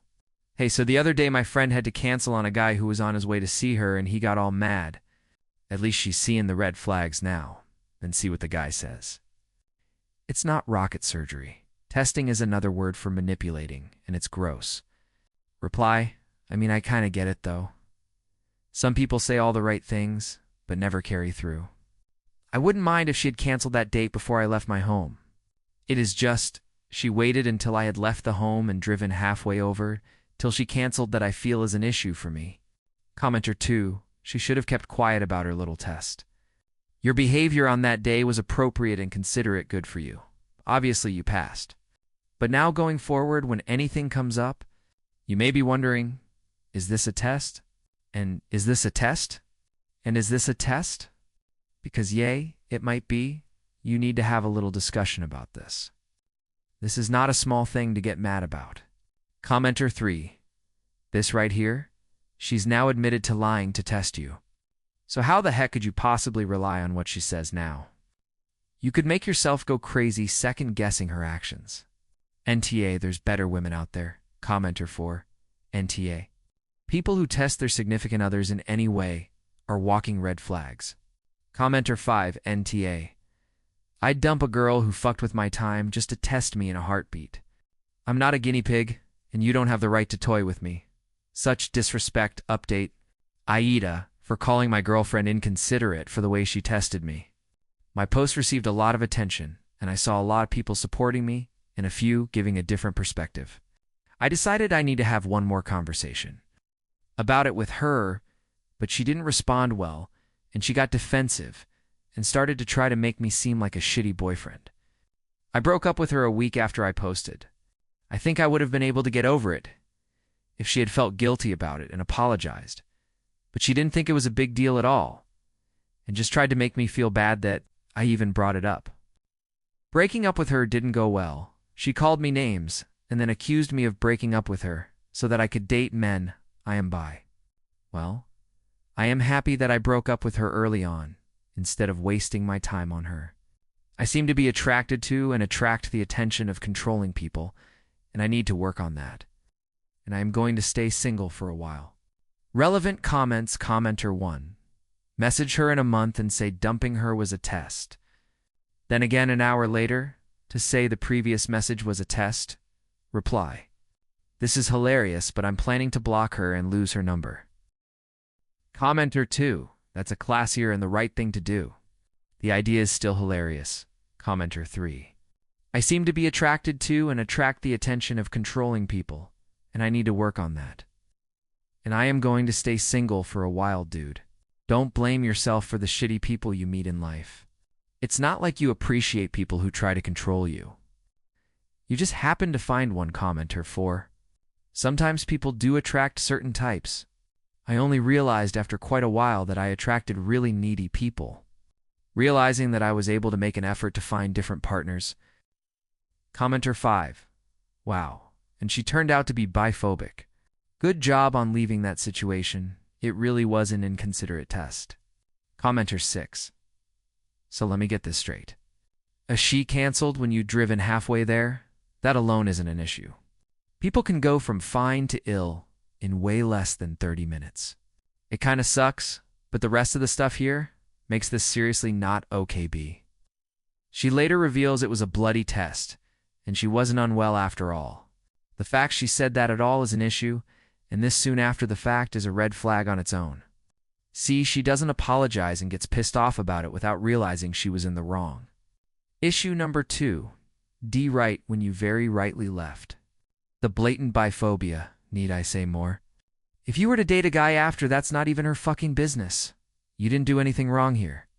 Obviously, just block and move on. Stories number 13. Aita for telling my fiancés that I'm not covering her children's life expenses. I, 40M, and my finance 38F have been dating for about 4 years and just got engaged. We're planning on easing into moving in with each other, marriage, etc. But have started talking about logistics inclusive of financials. We got into an argument this weekend about it. Some details about my financial situation. I have 3 children, 10, 9, and 6 that I 50% of the time, and my ex and I split, basically all expenses, 70%, 30%. I make about $400,000 a year, and my ex makes about $100,000 a year. I grew up incredibly poor, so know the value of money. I've been saving for my kids' college and other general savings for each of them since birth. They should have about $75,000, $90,000 in a 529 account, and about $50,000 in savings by the time they graduate high school for each kid. Some details about my finances situation. My finance has 2 children, 12 and 11, that she has 50% of the time, and they have a terrible co-parenting relationship where everything is an argument. Including the most basics of things like haircuts, her ex never takes the kids for things like haircuts or to buy shoes, so she winds up doing it because they need it. She makes $90,000 a year, and her ex makes e-bike a year. My fiancé has about $3,000 saved for each child, and she contributes about $50 a month to each of their 529s. We don't live together yet, but I currently cover a good bit of our fun expenses like going out to eat, helping them with some of their own expenses for family trips. Generally, this comes in the form of flights, because I have an outrageous number of air miles that helps me get free flights for her kids, and a majority of her expenses for our grown-up trips. This weekend, my ex's 12-year-old son told my fiancé's mom and sister that he wants a $1,200 electric bike for Christmas. They told my fiancés in private that they might come together and get it for him. She was telling me about this, and I suggested something like maybe ask them to get a Apple Watch that he's been asking for, and see if they'd be willing to put the other $600 in his 529. This started an argument specifically about how unfair it is for me to suggest that. I asked how she saw it working with her. Buying the kids a car in 3 to 4 years and covering tuition in 5 to 7 years, and reminded her that their dad doesn't even like paying for their haircuts because he's house poor. So I suspect it will largely be on her. She said she'd pay for it herself and doesn't need her ex to cover her taking care of her kids. So I started spelling out some basic math. You bring home $5,000 a month? Let's assume you help the kids get a $10,000 car to share. That's probably $500 a month for payment and insurance. Assume they each go to an in-state college that costs $2,000 a month each, so $4,000 a month. Assume you still contribute $1,500 a month toward mortgage, like you do today, and another $500 a month in utilities. Assume you pay $500 a month for groceries, and another $500 a month for your own car and gas. That's $75,000 a month when you make $5,000. And how do you pay for your clothes, your hair, unexpected expenses, etc.? That started an entirely new argument about how it's unfair that my kids will live this life where I take them on elaborate vacations every year I do. I choose to budget and spend about $30,000 a year on vacations. How they'll be driving $25,000 cars each? Won't have to worry about college. And we'll have someone helping them with weddings and down payments on their first house. In frustration, I said, and it's unfair that your kid's about to get a $1,200 electric bike for Christmas when my family is poor, and they're lucky if they get a $20 toy from their grandparents. Life is unfair, and us getting married doesn't mean I financially support your children or give them the same life my kids have. I made the choice to start saving for them the day they were born. I'm not going to take from my kids to give more to yours. I'm sorry, AITAH, for not being willing to cover their expenses to make our kids' life similar lives. Commenter 1, y'all should have had this conversation a hell of a lot earlier. Commenter 2, my dude, why on earth are you getting married? You don't seem to particularly care about the situation your fiancé and her kids are in. Commenter 3, I may have missed it, but I didn't see where she asked you to take care of them. And who's to say her kids can't take out loans for college, and it probably didn't. Come out very good with you pointing out how she's going to be spending money she has or doesn't have. Commenter 4, this isn't going to work between you, I don't think, at all. You are in 2 very different places, your kids, and it will cause constant conflict. Also, you were in awe for suggesting that her family contribute to a 529 instead of a Christmas present. Not your place, even if you are right. Commenter 5, ever seen Cinderella? Your collective children will be in the same household often enough that you can't treat them differently. I would assume that you would like the 2 sets of children to get along. Nothing will sow more hatred than different rules and different standards of living in the same house. I think you're already seeing the stress between your fiancé and yourself. Yes, I think you're being taught here if you expect a happy family. If you seriously don't want to have a blended family, don't get married. Stories number 14. I think my husband drugged me the night before he died. He killed himself somewhere between 6 a.m. and 7 a.m., but he left the house hours before that. I was going to stay up all night because I knew it was going to be a bad one. because I didn't want him to struggle with the weight alone. I said it out loud that day, the week before, set in stone. I'm staying up with you that night, all night. I'm not going to let you be alone. But not long after I put our son to bed, suddenly I struggled so hard to stay awake. More than I ever have before, everything felt like lead. And even though my mind was literally screaming at me inside my head that I needed to be awake, it wasn't safe for him to be alone right now. I couldn't. I fell asleep sitting up on the couch. Even though I had had an energy drink and a caffeine pill that I hadn't actually needed yet to make sure I would be capable, had more on standby, as well as several other wake-up methods. But he woke me up from the couch, talked me into moving to the bedroom. At some point super late, early morning, he came into the bedroom. I don't know if the hallway light or my own screaming instincts woke Moo, but I did wake up, but not enough. He stared at us a moment, hugged our toddler and I. I wanted to tighten my arms around him like I normally would have to make him stay. Make him lay down with us. But I couldn't even lift my hands. Didn't have the ability to scream, just a little bit of blurry vision as I looked up at him. While my mind was still screaming that I need to get up, that he couldn't be alone, but I don't remember that moment of consciousness lasting long enough for me to see him leave the room. And that was the last time I saw him. I haven't been that tired since. I had a light suspicion at the time, but I brushed it away, wouldn't let myself believe it. But it's been 2 years since he killed himself, and the more the thought pops up, the harder it is to pretend that it isn't possible, isn't likely, because he was so fucking smart. Because he was preparing for months, because he subtly researched exactly where to shoot to maximize death and minimize pain, because in the goodbye video he took in the dark hours of the morning, he told me he understood if I never forgave him, but honestly, the most fucked up part of all of it is that if he did, I forgive him, because he thought suicide was his only choice. The light at the end of a tunnel, and he didn't want me to be awake for it. Even though he did it on the other side of town, not just didn't want me to stop him, but didn't want me to suffer from trying to stop him and failing. Didn't want me to deal with the anguish of knowing it was happening and being helpless. If he did what I'm growing more and more to believe he did, it may have been cruel, but it was also his way of being kind, of covering my eyes and ears to the worst movie scene of my life. You fucking asshole, I still love you. Edit wasn't really on Reddit much after making this post today. Still reading through comments, but wasn't really expecting any. But apparently I'm something. I wish this shit would be easier if I didn't have emotions. I waxed poetic about something that's been sitting heavy on my mind. On a sub where people go to post with no expectations or hopes for responses or comments or upvotes. Also, if a bot wrote my post, they need to be fired. 'Cause I made more than a few errors where I dropped or added a letter to a word and was too lazy to go back and fix it. Comments. Commenter 1. Man, this hits hard. Went through a similar experience with a close friend. It's a messed up rescue mission where they pull themselves from us to apparently save us. Sucks. Sending virtual hugs your way. Op, and remember. It's okay to still love him, even in anger. You're stronger than you know. Hang in there. Commenter 2. I'm so sorry for you and your son's loss. Also, I understand that no one really knows the emotional burden that spouses and children of suicidal people carry unless they are one.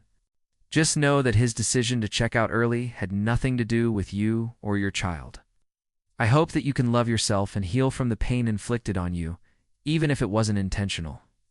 You deserve happiness, and as callous as it might sound, life is for the living. I hope that you give yourself and your son the best one you possibly can. Commenter 3. Mental health is a very challenging and polarized subject. If your husband had cancer and died from it, the outside view would be very different, but the inside view, your view would be the same. He left you too early. People need to realize that not all terminal illnesses are the same. And there are some mental health related ones that need to be recognized. Similar to cancer, sometimes it's treatable. Sometimes it's not. Sometimes if you treat it early enough, it can be fixed. Sometimes it comes back. Don't blame him for his illness. He loved you. Don't blame yourself. You couldn't stop it. If he had cancer, you couldn't fix that either. An illness is an illness, and they manifest in different ways. Reply, I absolutely don't hold against him. It's something we both struggled with. So it's something we talked about a lot. It's why I was so vocal about not letting him go through that night alone.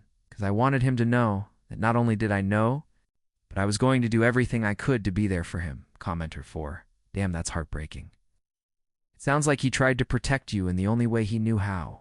Reply. He was very calculating. And I understood how he thought.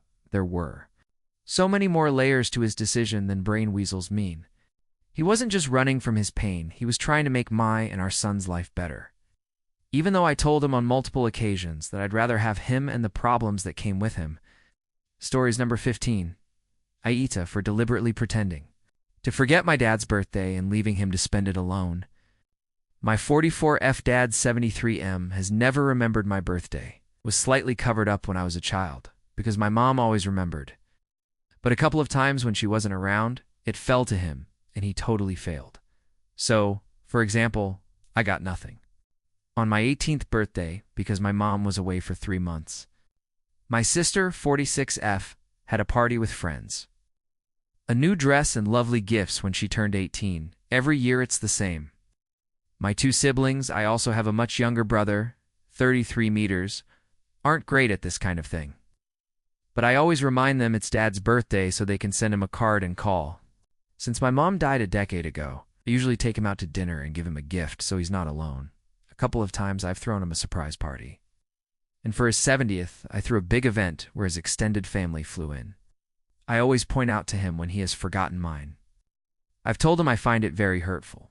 He just shakes it off and says it isn't important, even though I just told him it was important to me.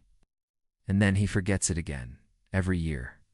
This year at Christmas, he was talking about something relevant. So I took the opportunity to tell him that he needs to make the effort. Then I asked him when I was born. He couldn't even come up with the year. He mocked me for being sensitive. And inside, I just let it all go. What is a phenomenal memory? It's ludicrous that he won't do this for me. I don't even want a gift. Though I won't lie, it would be nice. It's just a happy birthday call or a card. Well, his 73rd birthday just rolled around. I didn't remind my siblings about it, so they both forgot. He rang me the day before. I knew why. But I chatted about random things, and then said I had to run, and quickly ended the call. On his birthday, I turned off my phone and went out. He rang me the next day and said that no one remembered his birthday. Not even a card or a phone call, and he spent it alone. I guarantee that's a first. I told him he had made it abundantly clear that birthdays were not important and that he was reaping what he'd sowed. He grumpily agreed with me, but he's still mad. I'm sorry his feeling got hurt, because I do love him. But I think this is the way it's going to be from now on, unless he steps up and gets me flowers. A kitten and some Turkish delight for my 45th. In which case, we're all good. Just FYI, I don't neglect him. I order his groceries every week and bring him round to dinner every Monday. And this is a blind spot for him. He's honestly a nice man, and can be very generous when it occurs to him. Comments? I won't lie. It did feel a little bit good, and that made me feel guilty, hence this post. Commenter 2. Bet you regret this when he's gone. Reply. A few people have said this. I've thought it through, and it's not like I am. Missing the chance to see him one last time before he blows away like frisking thistledown? I see him twice a week and do his shopping and cook for him at least once each week. I took him on holiday for 10 days last year and 14 the year before, and we have a break in Devon planned in April. I'm a good daughter. I phone him most days. I am just sick of being treated as the lowest ranked child. I'm after mutual respect here, and I'm worth it. I wouldn't snub anyone, let alone a daughter like this, and yet he thinks it's okay? I've read what about 200 people have said, and I accept what they are telling me. This is deliberate. Why? I don't know, but it is. He has a brain like a computer. He remembers everything. Everything. So he is choosing to do this, and it sucks, and I am giving it back to him now. Why Oop waited up until now, I don't know. I genuinely don't know why this one broke me. Also, it wasn't just my 18th. I just brought that up because it's a big one, and the contrast with my sister was so profound. There were other birthdays when I was a child that were forgotten because my mom wasn't always around. I'm from the UK and she was from Eastern Europe and occasionally went to visit her wider family for a while when we were kids. It was Christmas Day after lunch when we had the chat I mentioned, and I'd spent the whole of Christmas Eve cooking and I'd worked so hard to make it a beautiful day. I'd chosen, bought, and wrapped all him presents to quite a few people. He just gives me a budget for everyone and a check. And he gives my sister a check to do the same for some of the rest of the family. And I was chatting with my sister and found out that the budget for my baby brother's Christmas gifts is twice the budget for mine. And then Dad and I had that crap chat about my birthday. I was really hurt. But maybe I was looking to grow a spine for a while? I don't know. I saw a therapist recently. And though I didn't bring this up as one of the things I wanted to get on top of, maybe I listened to some of the life advice he gave me. I've literally been with him on my birthday. And he's given my sister a gift for hers, which falls a couple of weeks before mine, because he didn't see her in between. In fairness, she was horrified. I'm definitely his. We have loads of identical physical things, and I look like a freaking twin to his two sisters in pics, where we are the same age. I am queer, and didn't give him any grandchildren, but he didn't know that until I was in my late 30s. So that's no excuse. I know I wasn't planned, but I was always assured I was very welcome. I've really listened to what people are telling me. And like you, I now realize this isn't accidental. It's deliberate. This had genuinely never occurred to me. I will wait for a time when we are relaxed and in a neutral situation and ask him why. I'm interested in what he says, and this whole Reddit experience has helped me move away from being emotionally invested to being curious, which is a huge positive shift. Grateful to all the strangers who took the time to give me this objectivity, though I still love my dad. I think he was genuinely shocked that my brother forgot, 'cause he's the golden child, etc. But I've been reminding my brother for years. I was pretty sure without me giving him a heads up that he would forget, and I wasn't wrong. In fairness, my dad's attitude has rubbed off on him a bit. I would say that my sister is incredibly overwhelmed right now with life, so I feel a bit bad that I didn't remind her. My sister is an angel and my best friend, and I am lucky to have her. We are actually good friends most of the time. He is a bit of a dinosaur when it comes to women and the gays, so I guess I am never going to be the special one. But he and I usually get on well together, and he wasn't a terrible dad. When I was young, he did not have a son, so I was very much his stand-in son, and we were very close. That dad sounds neuroatypical. He's been assessed. He has mild OCD, makes him amazing at scheduling things and remembering dates and details. That's why I won't cut him any slack anymore. He really doesn't have ADHD. He is superb at task management. Scheduling, planning, really good. He has a great memory and never forgets details or dates. And he had therapy and analysis for his OCD, which my mom also had, so they would have been looking for this kind of thing. I do his groceries because he is too lazy to do it himself on the iPad I bought him. He always has a perfect list waiting for me on Sunday mornings. He knows the contents of his cupboard down to the last slice of bread. He is excellent at planning. It was hard. Because I love him and I was brought up to be a generous person who celebrates my friends and family, not doing that was very hard for me, Realistically, I know he prefers my brother and sister to me. I am just not sure why, because damn it, I am a very good daughter to him. My sister bought him a paper calendar this year and filled in my birthday and my brother's and all 4 grandkids. So let's see. Update. Okay, so I deleted the original Reddit account for reasons I made some foolish comments. People called me out.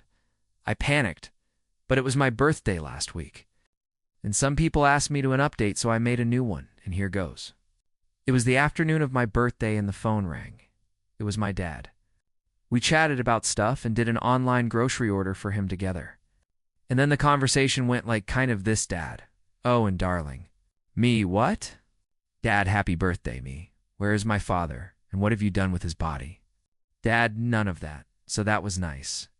And later, when I saw him the next day, he gave me a glass flower bowl that had been my mom's that he had got my sister to wrap for me, which was also very nice. So, all the people who said I should have played hardball before, maybe you were right. And all the people who've said I only get one dad and I should just love him. I really do, and I haven't neglected him the last X months, I promise. So, whatever the reason for the weird stuff in the past, maybe a bad thing happened to him on my birthday. Maybe he always resented the fact that my name wasn't the one he and Mom originally agreed on. Or whatever, I seem to have broken the curse. Dad remembered my birthday this year and gave me a nice gift. Thanks, Reddit. Comment. I've been thinking about it since my first post when Reddit made me realize there was a deliberate element going on here, and I've decided it was a case of extreme doubling down. He felt guilty about missing my important birthdays when I was young, and it made him feel better to take but it didn't matter because it was an important path than to just apologize and improve. I forced a change in quite a harsh manner, and he has buckled. People are complicated creatures. Stories number 16. My boyfriend displayed my nudes on a wall of women he and his friends have slept with. I feel like my life has been ruined. My boyfriend and I have been together for 2 years and 4 months. We met at the college that we go to. My parents live in the same city where our school is, but my boyfriend lives about 6 hours away. When school is in session, we both live on campus. I haven't been able to see him since it closed due to COVID and we had to go home. Some background. My boyfriend has a group of friends in his hometown that I've never liked. They've been friends since high school, and believe me when I say that, they still belong in high school. 2 of them are brothers from a rich family who don't work or go to school. They spend their days smoking weed and playing video games. One of the other friends is in the military. And the 2 last friends, and as well as my boyfriend, are in college, but all go to different schools. It's pretty rare that they're all home at the same time. Especially with the one being in the military, he's away a lot. My boyfriend is really protective of the time they have together. I've spent a lot of time with these guys because every time I visit my boyfriend's hometown, I see at least the 2 brothers. You may be wondering why I don't like these friends. For one, they don't believe in girlfriends.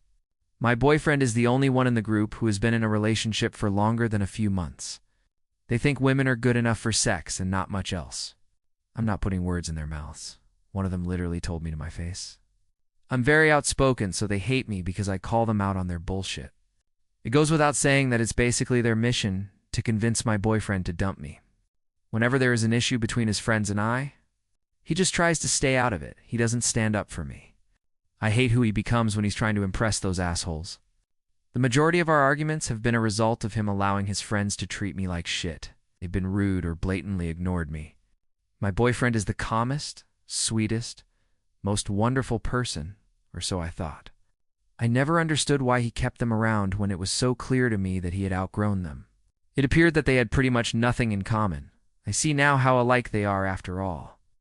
For the record, I knew I should have held him more responsible for his friends. However, it was just too easy to put them out of my mind. They were only ever an issue if they were outwardly rude to me during one of the few weeks per year I hung out with them. The rest of the time, he was a really great boyfriend. I never imagined him hurting me this way. Back to the story. The 2 brothers live in a house that's detached from the main one their parents live in. It's where they all usually hang out. I've been there many times. It has its own kitchen and everything. It's literally a smaller house. They also have a basement that I've only seen a couple times because it's their man cave. I never cared to enter anyway. I had no idea. But apparently down there, all of the friends have this wall that has their names on it and pictures of the women they've each fucked lodged below. Apparently not all the pictures are sexual, but they are mostly nude pictures because they have this sick point system like it's a game and they get more points. If the picture is a nude, I guess all of the pictures look like they were taken with the knowledge of the woman in the photo, but I doubt any of them knew it was going to be fucking tacked up on display. They'd been doing this for years. I'm disgusted and horrified and devastated because I had no idea this is the type of man I was with. I found out because I'm friends with the sister of the 2 brothers, and she saw the wall herself. She reached out to only me because I'm the only one she knows personally. She said that my boyfriend had the least amount of pictures by his name. She showed me the picture of me he had tacked on the wall. It was a full-body nude I had sent over a year ago. Thankfully, it does not have my face in it. But I have a tattoo on my thigh that makes it very obvious the woman in the picture is me. I would never consent to let those guys see my body that way. I let my boyfriend because I trusted him. I feel shocked, embarrassed, betrayed, violated, objectified, and a little frightened. I called my boyfriend. I admit, in hysterics. It took many attempts before he was able to understand what I was saying. He at first denied the existence of this wall. Then he admitted it exists, but he didn't use a real picture of me. He used a picture of someone else and pretended it was me. I told him I'd seen the pic and knew damn well it was me. Then he started sobbing hysterically, begging for forgiveness. Then he was annoyed at me for being so upset and asked, "What's the big deal, since I'm hot anyway?" I just hung up because I can't talk to him. I can't look at him. I feel physically nauseous thinking about what he did. How he could not only share my nudes with his friends who look down on me, who treat me badly for being a woman, he allowed those men to have access to my body. I have never been so wrong about a person. I could never forgive him. I think I may want to press charges if I can get the sister to send me more pictures of the wall. But I'm sure my boyfriend has alerted his friends so they could be taking it down as I type this. I'm heartbroken. I don't know how I'm going to tell my family because they're very conservative. They don't even know about my tattoo. I'm so ashamed I don't know what to do. Relevant comments. Commenter 1. He at first denied the existence of this wall. Then he admitted it exists, but he didn't use a real picture of me. He used a picture of someone else and pretended it was me. I told him I'd seen the pic and knew damn well it was me. Then he started sobbing hysterically, begging for forgiveness. Then he was annoyed at me for being so upset and asked, "What's the big deal?" Since I'm hot anyway, this part disturbed me more than the rest. The fact that he didn't just fess up straight away but went through the entire list of excuses shows he has no actual remorse. He may seem like a sweet guy, but he's obviously not. He and his friends are just a group of losers. Reply, I can't believe that this is the man I loved.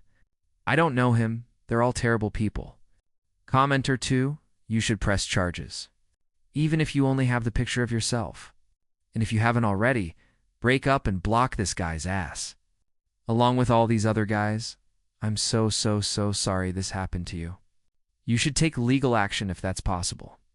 What a horrible thing for these boys to do.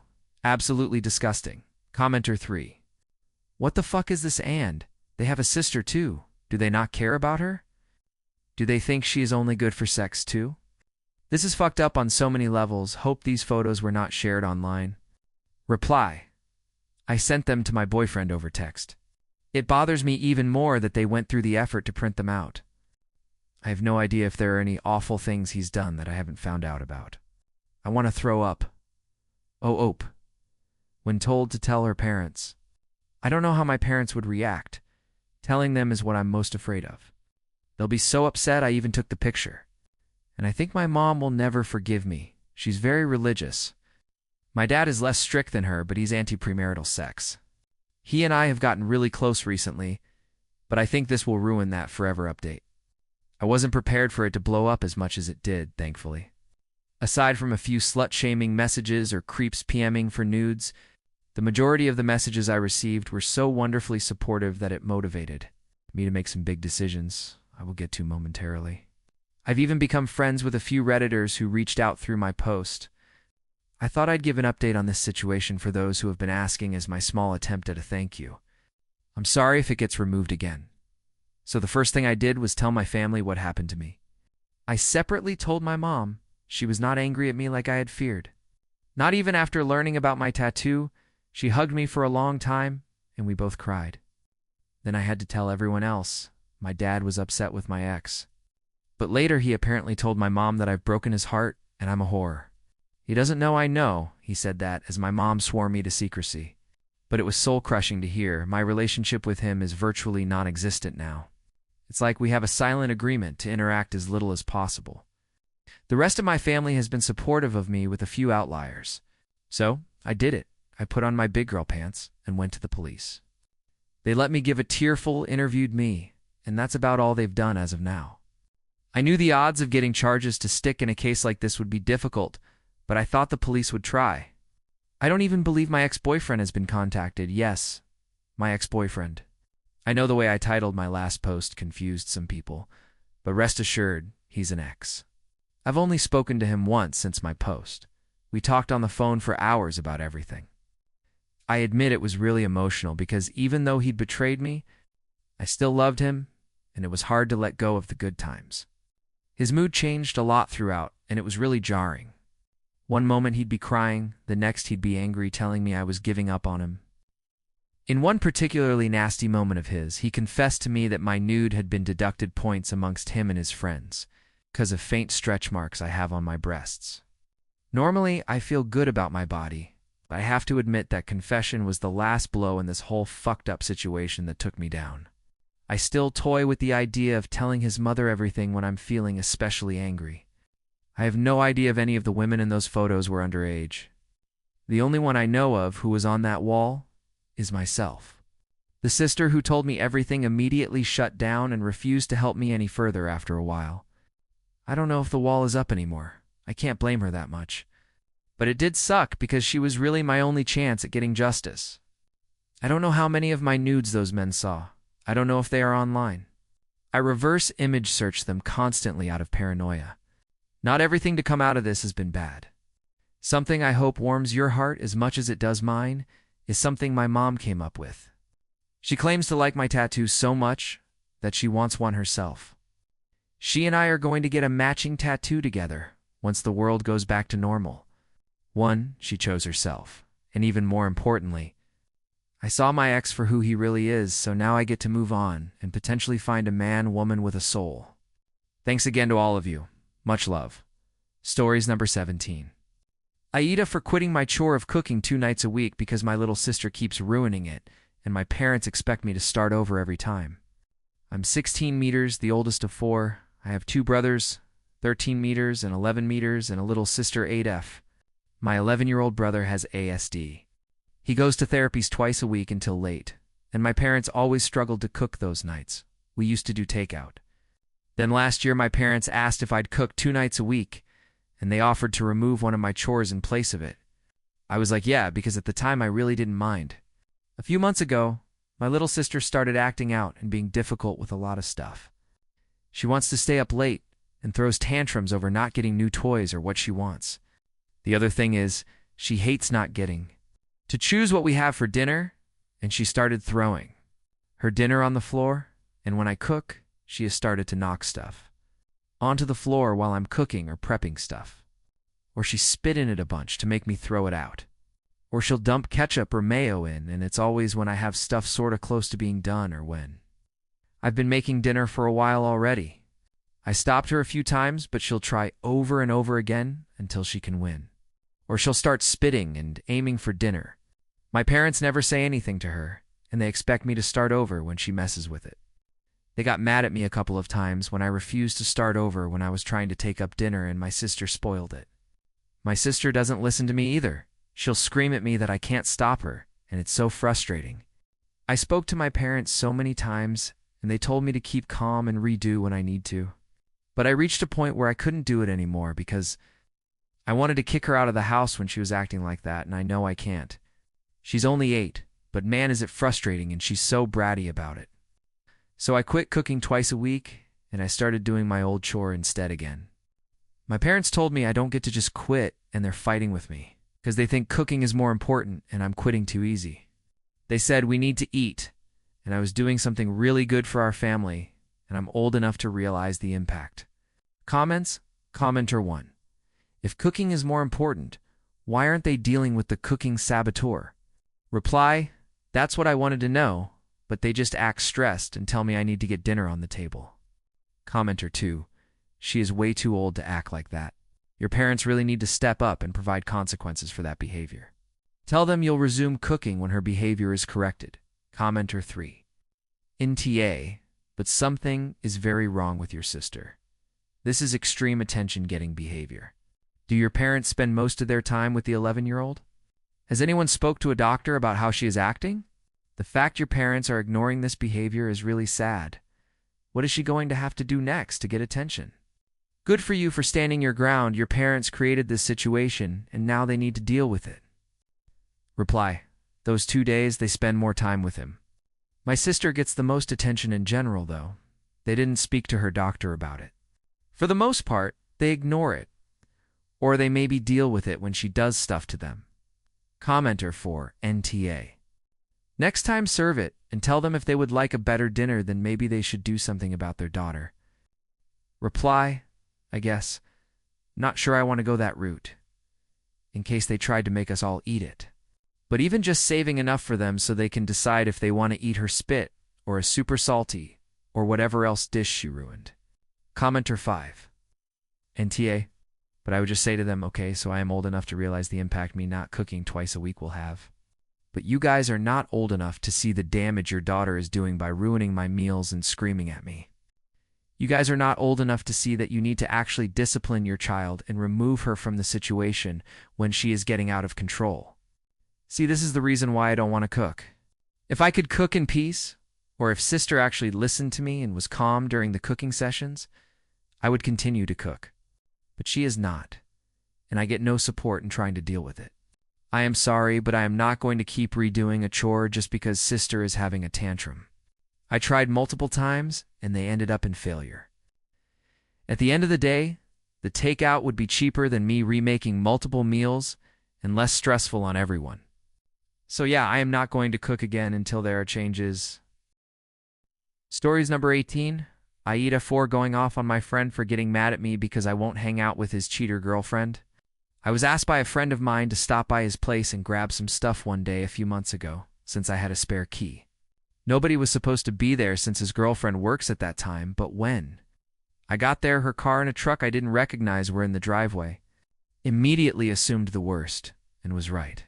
Took a few pictures of the truck and car in the driveway, then went in to confront her. And she was half naked on the couch with another guy. Snapped a few pics and left before she could get dressed and chase me down. Immediately called my friend and let him know what I saw. Met up and showed him the pictures. He was heartbroken, but said he'd started to suspect things a few weeks prior, so he wasn't too surprised. He confronts her, and she gives the usual cheater BS. It was a mistake, only happened once. I love you. He meant nothing.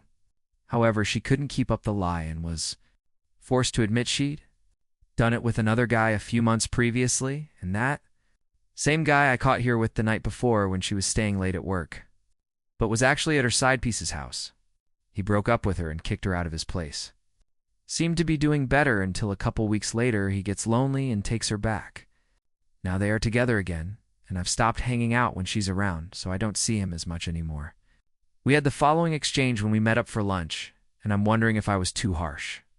This isn't word for word, but it's the best I can pull from memory. Him: why don't you come over anymore?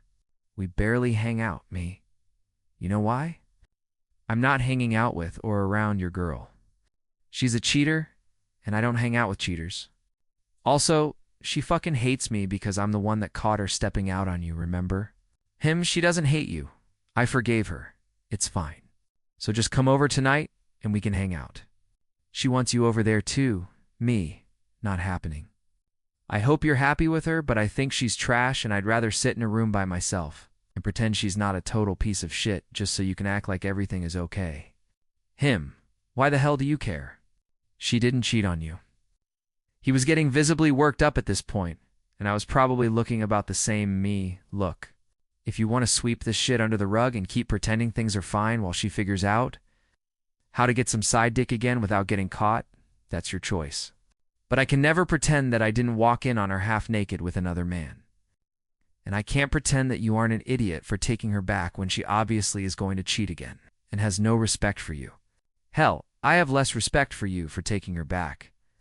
We sat in angry silence for a minute before I left, and since then it's been mostly quiet. Got a text asking if I really think she's a horrible person, and I replied, yes, she's a horrible person. I hate her and hope one day you're smart enough to leave her. But until then, I'll be keeping my distance from you as well. And that's been about it. A few of our mutual friends hung out with them recently, and they say it's super awkward. My friend tries to get them to interact with her, but they also don't like her. They're just too polite to say anything to his face about it. So getting to the judgment I need, have I been too harsh here? Was I an asshole for snapping at him like that after everything that happened? Should I have just played nice and just made excuses not to hang out instead? Additional information from Oop in the comments for the record. I understand that I'm not an asshole for wanting to distance myself from his girlfriend. I'm mostly worried about how harsh I was when we met up and got into our argument. That's where I think I might have crossed a line. Relevant comments. Downvoted commenter. Seems to me you could have been less harsh and more supportive. He doesn't need a friend when things are good. He needs a friend when things aren't good, and who are there to support him. Yeah, he's an idiot, but if he's a good friend, would he be there for you when you do something dumb? We sometimes have to do things we don't like to do in support of something more important, so perhaps less harsh and more understanding of how lonely and hard it was for him. Reply, I'd agree that I could have been less harsh. But he will get no support from me when it comes to choosing to stay with her. He has every right to take her back. But she's not someone I ever want to be around, and I'm more than happy to focus on my other friendships instead, if that's how it's going to be. Commenter 1, your reaction is completely understandable. You walked in on his girlfriend cheating, showed him the evidence, and now she's back in the picture. Wanting to protect yourself from that kind of toxic energy isn't harsh, it's boundary setting. You're not responsible for normalizing or pretending everything's fine, and you don't owe anyone the emotional labor of being around someone you have zero respect for. Reply, I can't imagine being in a room with her for hours. He has to know it would be miserable for all of us, but he's hanging on to this fantasy that will go back to how things were before she got caught. But that is never going to happen. Update. Aita for going off on my friend for getting mad at me because I won't hang out with his cheater girlfriend. A month ago, I came here to get some perspective on a potential falling out with a friend of mine over him taking back his girlfriend. After I caught her cheating on him and she admitted to doing it multiple times, I stopped hanging out with him after we got into an argument over me not wanting to hang out with his cheater girlfriend. Things played out almost exactly how I figured they would, and I'm feeling pretty validated in my disdain for his now ex. After our fight, my friend and I barely spoke to each other outside of a few texts. Then I got a call from him yesterday letting me know he kicked her out. He told me he'd only taken her back after several weeks of her begging and promising to do whatever it took to win his trust back. One of the conditions of him taking her back was full access to her phone, laptop, and game console without complaint. He said at first she was happy to comply, but after a few weeks he noticed her acting suspicious, and when he went to check her phone, she'd changed the passcode from the one they'd agreed on for him to get in. When confronted, she started screaming at him and telling him she'd done enough to prove herself, so he needs to back off. He immediately dumped her and kicked her out. Said she immediately backtracked and tried to hand her phone over when she realized he was serious. But the damage was done. Said he was almost relieved she acted like this because it made the decision easier. I came over and helped him move all her stuff into boxes for her to pick up. I wasn't there when she came to get everything, but his sister was there and had to get between them, because his ex kept trying to kiss him one last time. While awkwardly dragging boxes of her stuff out to her car, I'm sad I didn't get to be there. Apparently she ugly cried most of the time. I'm going to head over to his place after work to drink and play video games to get his mind off things. He's a dumbass, but I think he's finally learned his lesson about her. I just hope his next girl is loyal and doesn't talk so goddamn much during movies. Relevant comments. Commenter 1. You're a damn good friend. I hope he appreciates you. Reply, I'm splurging on the good pizza and beer tonight. He'd better appreciate it. Commenter 2 NTA. It's too hard to look her in the face while she's destroying your friend. He came back, and he knows you're a good friend. Reply, more importantly, he knows he's a dumbass. But he's a lovable dumbass. Commenter 3 NTA. You shouldn't be forced to hang out with people you don't like or respect, and I'm glad he finally has the blinders off. You sound like a good friend who is watching his back, but sometimes people in love or lust are really dumb, and you just have to be there to pick up the pieces. But the fact that she talks during movies would have been a deal breaker. That's just wrong. Reply. If there weren't explosions and fight scenes on the screen, she'd immediately get bored and try and talk to people about random stuff. It was so bizarre, she'd even do it with movies she picked. Stories number 19. AITJ for refusing to run the office birthday fund anymore after people kept Venmo ghosting me. I work in a mid-sized office, mix of remote and in person. Years ago, I made a cute card for a teammate, and suddenly I became the birthday person. HR loved it because it looked like culture. Managers loved it because they did not have to think. And people generally nodded and moved on. The routine turned into a monthly hustle. I would collect $5 from 20 folks. Order a cake, write the card, remind everyone to sign, then present it. Most months ended with me fronting money because 3 or 4 people said they would send late and then forgot. This year it got worse. We had 4 new hires and a couple of departures. So the list changed all the time. I built a small spreadsheet and a group chat so folks could choose in or out. Clear yes or no. What actually happened was 13 versions of maybe. Hit me next week. I left my wallet at my desk at home. Meanwhile, the bakery wanted payment up front. The card needed buying. And I was now the person holding a bag of sugar and a pile of IOUs.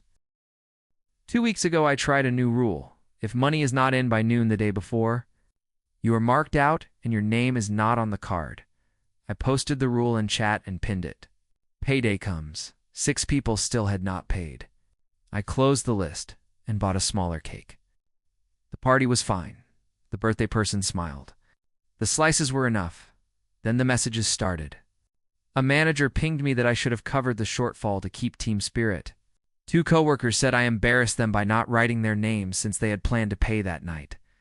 One person even asked me to put the $5 on my corporate card like it was office supplies. I told them I am done running the fund. If the team wants a cake, anyone can coordinate it. Or we can do a once-a-quarter treat that the company buys. HR said there is no budget and called the fund purely voluntary. Now some folks say I am being petty and ruining a nice tradition. I feel used. I did the math, and I am out about $120 for all the bits that never got paid back. I do not want to chase grown adults for coffee money. My partner says I should stick to the boundary and let the whole thing die if no one steps up. AJ for pulling the plug after trying to set simple rules. Comments, commenter 1. You are a woman, aren't you? Women are expected to do this sort of thing. Keep your boundary, commenter 2. NTJ. Don't use your own money for something everyone's supposed to be contributing to. Keep the message of the manager asking you to use personal funds for business reasons if the team spirit is that important. Commenter 3. A manager pinged me that I should have covered the shortfall to keep team spirit. That manager should be covering the shortfall on his/her expense report. I'd take that message from them up to HR and ask them about it. That's horrendous, but I also think that it's time for the tradition to end. You need a supermajority for those things to work. And people are indicating they don't want to. Commenter 4. I am responsible for my office's birthdays. I refuse to collect money for cakes anymore. It's been a few years. Now of refusing because it's not in my job description to chase people down for money, my office's director does that, and because she can't be bothered chasing people down either. She and her deputies end up buying the cakes. As for cards, I use Rico Board. It's free. There is absolutely no reason for you to come out of pocket for anything to do with other people's birthdays. I would forward that manager's email straight to HR. Stories number 20. My husband, 32M, is convinced I, 26F, am pregnant. I'm not, but he won't believe me. What do I do?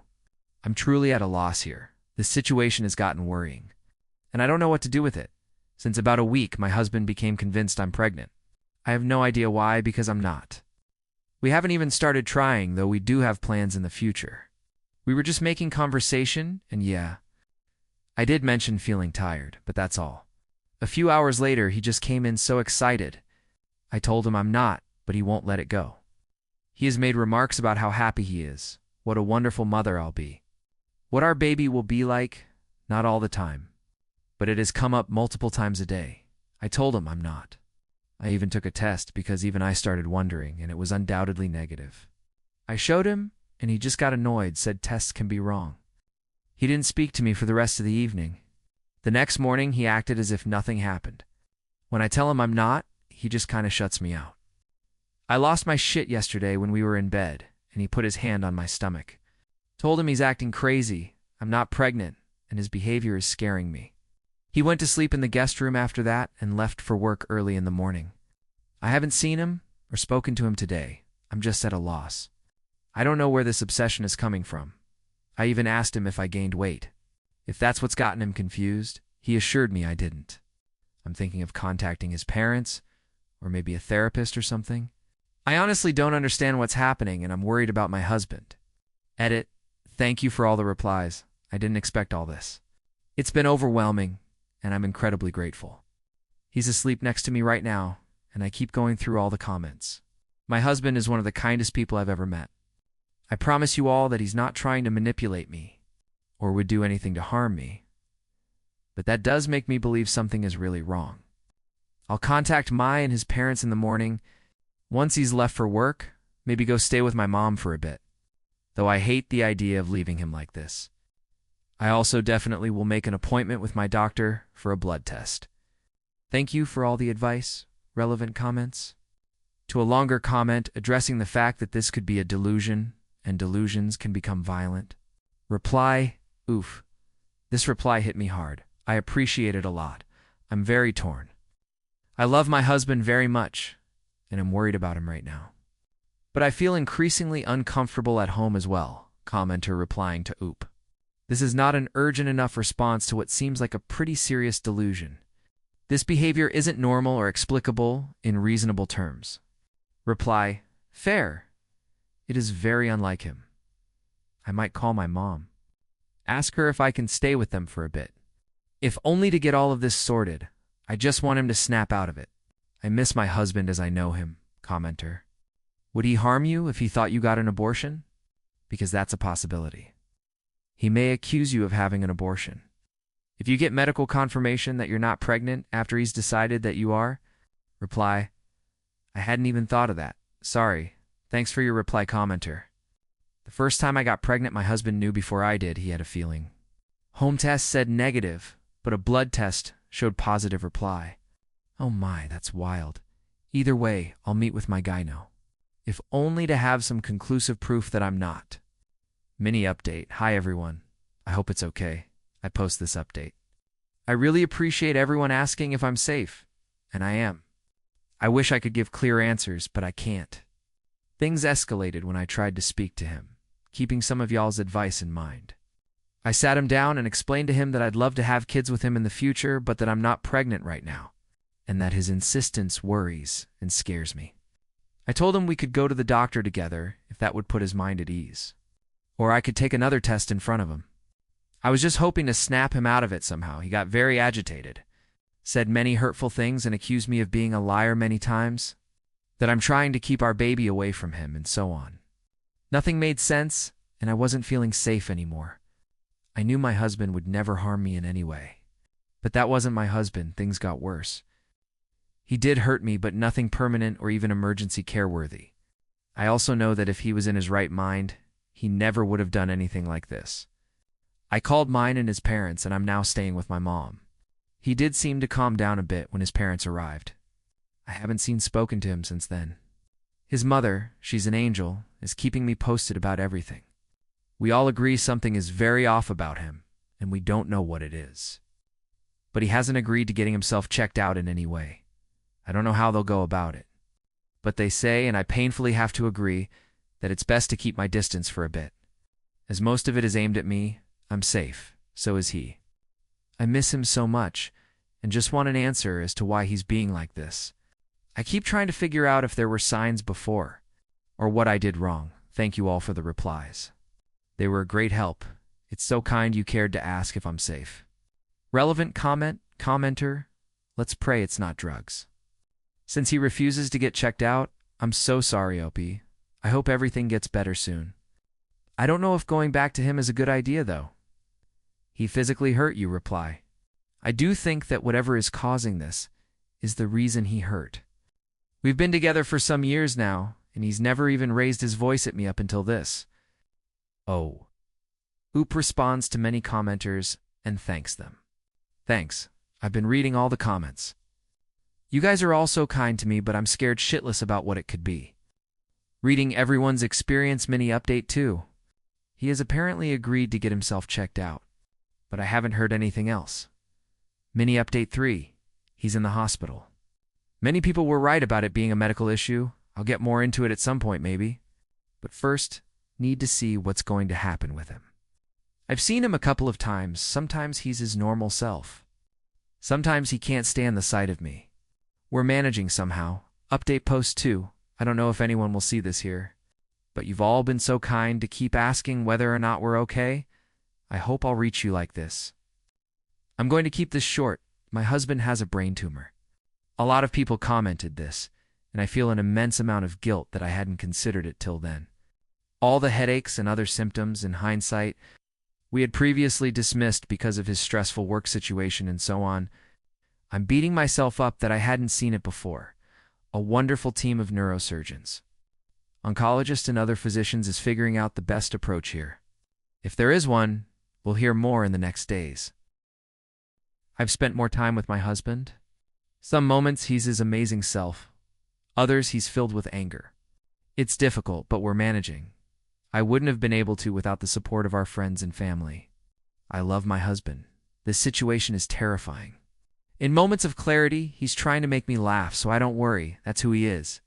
Thank you everyone for pushing me to get him checked out. Relevant comments. clarifies, I'm home now. But my husband's in the hospital, commenter. In his moments of clarity, does he recognize how he's been acting? Or is there always some level of reality distortion? Reply, he seems mostly very confused. If that makes any sense, he has apologized. But his mind is just not working with him right now, commenter. Oh, this is not the first time I've seen a thread on Reddit where a brain tumor caused significant behavior changes. I hope the surgeons are able to remove it and your husband's previous personality comes back. Have the doctors given you any info on what to expect after the tumor has been removed? Reply, right now it's the question if it can be removed. There's a lot we don't know right now. The doctors, nurses have been incredibly kind, though. I'm irrationally angry at my husband for having a brain tumor. I can't say these feelings out loud. Not to the people around me, so I hope it's okay I do it here. But I'm furious with my husband for getting sick. I know he's not to blame. I know he's suffering. Yet I'm still furious with him. I can't explain it. He's the love of my life. How dare he get sick? How dare he change anything about the wonderful life we have planned? How dare he leave me so much sooner than when we're old and senile? 2 months ago, our life was perfect. How could everything get so horrible so fast? I love him so much it hurts, and because of that I'm so angry with him right now. I feel like a horrible person. Update post 3. It's 2 a.m. here, so I apologize if this is not coherent. I'm going to step away from all social media, and I wanted to leave you with a brutally honest update. It's silly, but y'all's support has meant a lot to me. Don't get me wrong, I have wonderful family and friends, but in a way I have to comfort them too. And I can't deal with it right now. My husband is dying. In the 5 weeks since his diagnosis, he's gotten worse quickly. Today the decision has been made not to continue treatment or even properly start it. He's not strong enough. He has a month. Maybe, if we're lucky. I'm furious at the world right now. And I'm furious at him, which makes me an enormous bitch. 'Cause what kind of person is angry at their husband for being ill? I love him so much and I hate him for it. I'm sorry this isn't a better update. Wish you all the best. Relevant comments. Top commenter. Fucking hell, I'm so sorry. I remember hoping it was schizophrenia and not a tumor. I'm still kind of hoping this is someone's creative writing venture, but I'm still fucking devastated for you. I know tears from a stranger on the internet aren't really a comfort, but they're still falling for you. I lost my little sister a few years ago. I love her so much. She was my world. I was like a half-parent to her. I was planning my life on having her live with me. And after the very quick progression of an unknown illness, she was gone. I still can only imagine what you're going through. I'm so sorry. I hope you're already linked with palliative care. There's some amazing people. Take it literally 1 second at a time. Then 1 minute, then an hour, then a day. I was taking it an hour at a time for months after she died, and I still sometimes go day by day. If you can get grief counseling, go ASAP. I did phone sessions, can give you more info if you're in Australia. I mainly use my sessions to just talk about my sister, to tell stories and remember her, to have someone new know her. Sending you love and light. Reply. This comment means a lot to me, thank you. I'm sorry for what you've been through. Our medical team has been incredible. Even dealing with my emotions with a lot of patience, I just wish this wasn't the path we had to take. Update post 4, he passed on the 16th. We had his funeral shortly after. Thank you for the messages. Wishing you all the best. Update post 5. Hi friends, I wanted to write a little something here. I don't know if anyone will see it or care. I probably didn't show it properly. But your words did mean something to me. I'm doing okay-ish. Sometimes the grief makes me physically nauseous. But I manage. My friends have been wonderful. For a while, I took a step back from his and my family. I do regret that. I guess I had a hard time dealing with their sadness. But we're mostly doing better now. I have a dog now. My friend had to get rid of him because her living situation changed and asked me. Saying yes, initially temporary, was the best thing that happened. It gave me a reason to get out of bed, to focus on something else. Now, don't go gifting your grieving friends random pets. But for me, it worked out very well. I've also started working again since a few weeks. Only part-time, but it's going all right. And I recommend therapy for anyone going through this. I resisted at first. Then agreed and ended up with a therapist who I didn't connect with, I realize now, and stopped again. Eventually tried again, and I'm grateful I did. I feel a lot more comfortable and heard with her. It's hard. I'm not going to lie. I wanted to die. Sometimes I still do. But I feel lighter than I did before. It's getting better. I still cry often, and that's okay. As my therapist would say, one step at a time. Thank you for giving me more kindness I expected from strangers. Commenter 1. Yes, we absolutely still care, and I'm so sorry for your loss. I'm so glad that you cut yourself a break for how you were grieving. As many people told you, anger is a normal part of grief and doesn't make you a monster, it just makes you human. I honestly don't know if it's harder to know that someone is going to pass away or if a spontaneous loss is worse. I wish more people understood that you have every right to fire your therapist and that it's okay to audition potentials. We're here for you, whether you want to talk about rainbows and unicorns, or what you had for dinner, or your grief, etc. Our support is unconditional, sending you so many hugs. New update. I've been coming back to this account often lately and decided it's time to let it go. It's been over a year since we lost him. It still feels surreal. But I just wanted to let anyone who sees this know I'm doing quite okay. I'm working full-time. I've started a new hobby and make an effort to spend time with people I love. Most importantly, I realize there's days where I'm enjoying myself again, and I'm so grateful for that. Don't get me wrong, it's still so hard. I miss him every day. I still go to therapy weekly, but I feel like slowly I'm moving in the right direction. Dating is off the table, but that's okay, because I have the best dog to keep me company. Thank you all so much for caring and letting me be my full grieving self here. You've made a huge difference for this stranger. All the love. Stories number 21. My neighbor has her packages delivered to my apartment and refuses to stop. My husband and I moved in about 4 years ago, and from the beginning, we had a lot of letter mail being delivered for past residents. For the most part, I resolved this by returning it all to sender, except for the promotional mail, with keeps being delivered anyway. Starting last year, though, our neighbor, who lives down the hall, started having all of her packages delivered to our apartment. At first, I didn't know whose packages they were, so I would drop them off at the building office, but half the time they would be put back at my door, and I would have to bring them back down multiple times. Sometimes I would leave the packages at our door, but they would sit there for days, and other neighbors would constantly knock at my door to let me know I had a package, which got frustrating since I work from home and can't just leave my meetings to keep answering the door for her packages. One day, I just decided to keep the package in my apartment to see who it belonged to. Eventually, she came to the door while my husband was home and was really upset that we had kept her package and demanded all of the packages be brought to her apartment. My husband told her to update the address because it's clearly wrong, and she refused, saying her daughter was the one making the orders and they didn't want to go through the hassle and update the address. So we keep getting her packages. This week I reached a breaking point.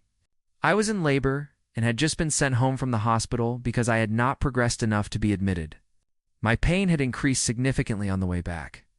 And as my husband was unlocking the door, I picked up the package expecting the baby clothes I ordered. And as I got another strong contraction, I saw it was for that woman again. I was so angry. I told my husband to throw it in the garbage. He obviously didn't listen and just kept it until the next day. After our daughter was born, he brought it back to her, but now we are both pissed about it. It's not that it's a huge inconvenience, but it's just annoying delivering her mail to her every week. So we decided that all the packages going forward, we are returning to sender.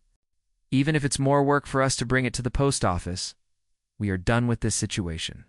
Are we overreacting, or are we right to send it all back? Update. Thanks everyone for your responses. Next package I receive, I will call the carrier and have her blocked from the address. So we keep getting her packages. This week, I reached a breaking point. I was in labor and had just been sent home from the hospital because I had not progressed enough to be admitted. My pain had increased significantly on the way back. And as my husband was unlocking the door, I picked up the package expecting the baby clothes I ordered. And as I got another strong contraction, I saw it was for that woman again. I was so angry. I told my husband to throw it in the garbage. He obviously didn't listen and just kept it until the next day. After our daughter was born, he brought it back to her, but now we are both pissed about it. It's not that it's a huge inconvenience, but it's just annoying delivering her mail to her every week. So we decided that all the packages going forward, we are returning to sender. Even if it's more work for us to bring it to the post office, we are done with this situation. Are we overreacting, or are we right to send it all back? Update. Thanks everyone for your responses. Next package I receive, I will call the carrier and have her blocked from the address. I don't think she's running a scam. She's elderly, and I don't think she understands it's simple to update the address in May, not have told her daughter it going to the wrong place. All the packages are the same size, packaging, and feel like clothes, so I think it is an honest mistake. But not one we are tolerating anymore. If it keeps happening, I'll put a note on the door as well. I just don't want to be that person hostile, as I have a good relationship with most people on my floor. Comments. Commenter 1. I'd be concerned she is doing some scam, claiming to have never got the packages and request a refund for everything, and that eventually she will land you in hot water trying to get out of it.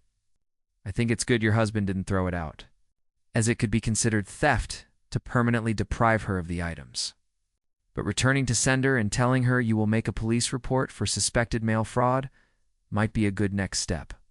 Commenter 2. Talk to your post office and have delivery restricted to you, your husband and baby, the residents. Specifically tell them you're getting packages for a non-resident of your apartment and please don't deliver them to you. Commenter 3. You made it clear you wanted them to change the address. You can also go to the post office and talk to them about it. I do not think they'll like the idea of them purposefully refusing to update a forwarding address. Commenter 4. I would hang a sign on my door that says that that person does not live at that address and to please not leave packages for that person at your doorstep, that you reject all packages in that person's name. Stories number 22. My BF 33M was uninvited to my sister's 34F wedding. Can my relationship heal from this? I started this thread with the intention of forgiving my 29 FBF 33M after basically cheating, texting, and messaging women and bots on other platforms, some explicit. Only this isn't his second chance. It's technically the third. As ridiculous as the third event is, it's still cheating whether it was a bot or not. The other issue I addressed was that my sister 34F will not forgive or acknowledge him now, which I totally understand, but it would be obvious in front of my family. Putting her character at risk because my parents don't know what's going on. They will wonder why she's being so rude, and that will hurt me even more. So I was wondering how to remedy the situation, or if it was pointless and the relationship is doomed. She also revoked his invitation to her wedding. I am on her side. He has made me feel bad about this. But I agree with her. I don't even want him at my sister's wedding. Y'all did not hold back, and honestly, I needed to hear it. I want to thank everyone who took the time to give me solid advice. For many of you, it probably came from experience, and you know on some level what I am going through. For others, you have common sense, or are blessed with a strong will, or maybe just know better. But your advice and feedback still mean a lot. I'm sorry I couldn't respond to everyone, but I tried to read every response since I already put myself out there. I'll go ahead and address a lot of common threads. My sister is an angel for putting up with me. That's putting it nicely. She is right not to want him at the wedding, and she's an excellent judge of character. I should take her advice and all of yours and run. I was in therapy, a lot of it. I thought I had moved on from all of this nonsense. So it was really hard to see it for what it is. I'm a bit out of practice. But he literally gaslit me so many times. I used to be an expert in this. My therapy started at 14 through 16, then again at 17 to 19, and again at 23 to 24. I definitely need some alone time. I did have back-to-back relationships, with one break lasting up to at least 6 to 8 months, but my BF was relentlessly pursuing me at the time. I let his harassment slide for so long, and then I dated him. I saw him for what he was, and chose to see what I thought he could be. He is not that person. Manipulation is crazy, especially when the fog clears, which it has with everything you all had to say. My eyes are opening. It hurts so much to let the image of him go. But I need to realize it's not really him. It's fake. Doesn't exist. I have safe places I can go. I have a support system and people who will be there for me. I promise this wasn't for attention or clickbait. I was really lost before coming to Reddit. It was my first actual post, but I've hit a new low. And I think my subconscious was screaming for someone to wake me up. What better way than this? Y'all didn't disappoint? I want to leave my BF now. I need to make a plan. Many of you recommended I should follow through with packing my stuff and leaving while he's at work. So that's what I'll do. I need a few days to reorganize, but I need to do this. And for anyone who read this and is going through something similar, I hope this thread helped you as much as it helped me. I have free will. This is my life. I don't need him. I will be okay. Better even. Without him, the wedding will be epic, especially because he's not going to be there. I need a real man. Wherever he is, I hope I find him. I don't want to settle for anything less than what I deserve. I'll keep you posted. Thank you, all. My sister Eve 34F got engaged last year, and I 29F am her maid of honor. We weren't always close, but we are really close now. She's my big sister and has always been really protective of me. I've had really bad experiences with men, but I've also been lucky to know what a good man is and looks like. My BF 33M Kevin of 3 years really fucked up. I broke down and told Eve what happened before I talked to Kevin. Probably a mistake because I was just devastated. Since then, after confronting Kevin, I chose to stay, even though I had my car packed. It felt like he used all the feel-bad-for-me manipulative tricks, but it worked, and I'm still here. I really do love him and care for him. But now, Eve is refusing to acknowledge or talk to him. She also revoked his invite to her wedding. Ultimately, Eve doesn't want him in the wedding photos, and she doesn't trust him anymore. I totally understand. I'm not sure if I even want him at the wedding anymore. We're still working on us. But if things don't work out, I don't want him to be in those photos. She thinks he'll be a stain in the photos, and I'm not sure if she's wrong. I want to express that I am not mad at my sister. I'm more on her side than his. He made a huge mistake, and now he's suffering the consequences. But I'm right in the middle of it. He is devastated. He loves my family and now feels like everything is falling apart. So do I, if you thought it was messy now. Thanksgiving and Christmas are coming up. Eve is getting married just a few days after Christmas.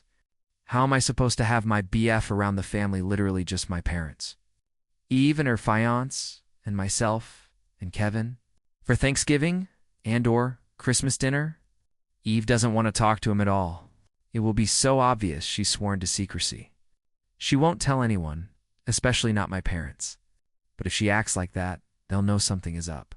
And all they'll talk about is the wedding that my BF knows he's not invited to. But can't tell anyone he's not invited to. I'm the maid of honor, so I have to be involved. It's just a mess. When he isn't at the wedding, I'll have to lie and say he has COVID, and that's why he's not there. And afterwards, I don't know, should Kevin talk to Eve? Should he try to remedy it? Is this relationship over? I can't imagine being with someone my sister doesn't trust. She'll probably never think any guy is good enough for me, but this just feels like too much. My parents, Dad especially, love Kevin. Backstory. I found out he had been messaging his exes and other women in April of this year. Really nasty stuff. One was even a closure message to someone he fell in love with years ago, which, honestly, I wasn't as bothered by that as I was with the other stuff I saw. Also, for some reason, he was messaging bots on IG who were posing as sexy Latinas. We have lived together for over a year, so I slowly started organizing and gathering my things. I was preparing to leave. It took me weeks to confront him. because it felt so hard. I knew my life, our relationship would change.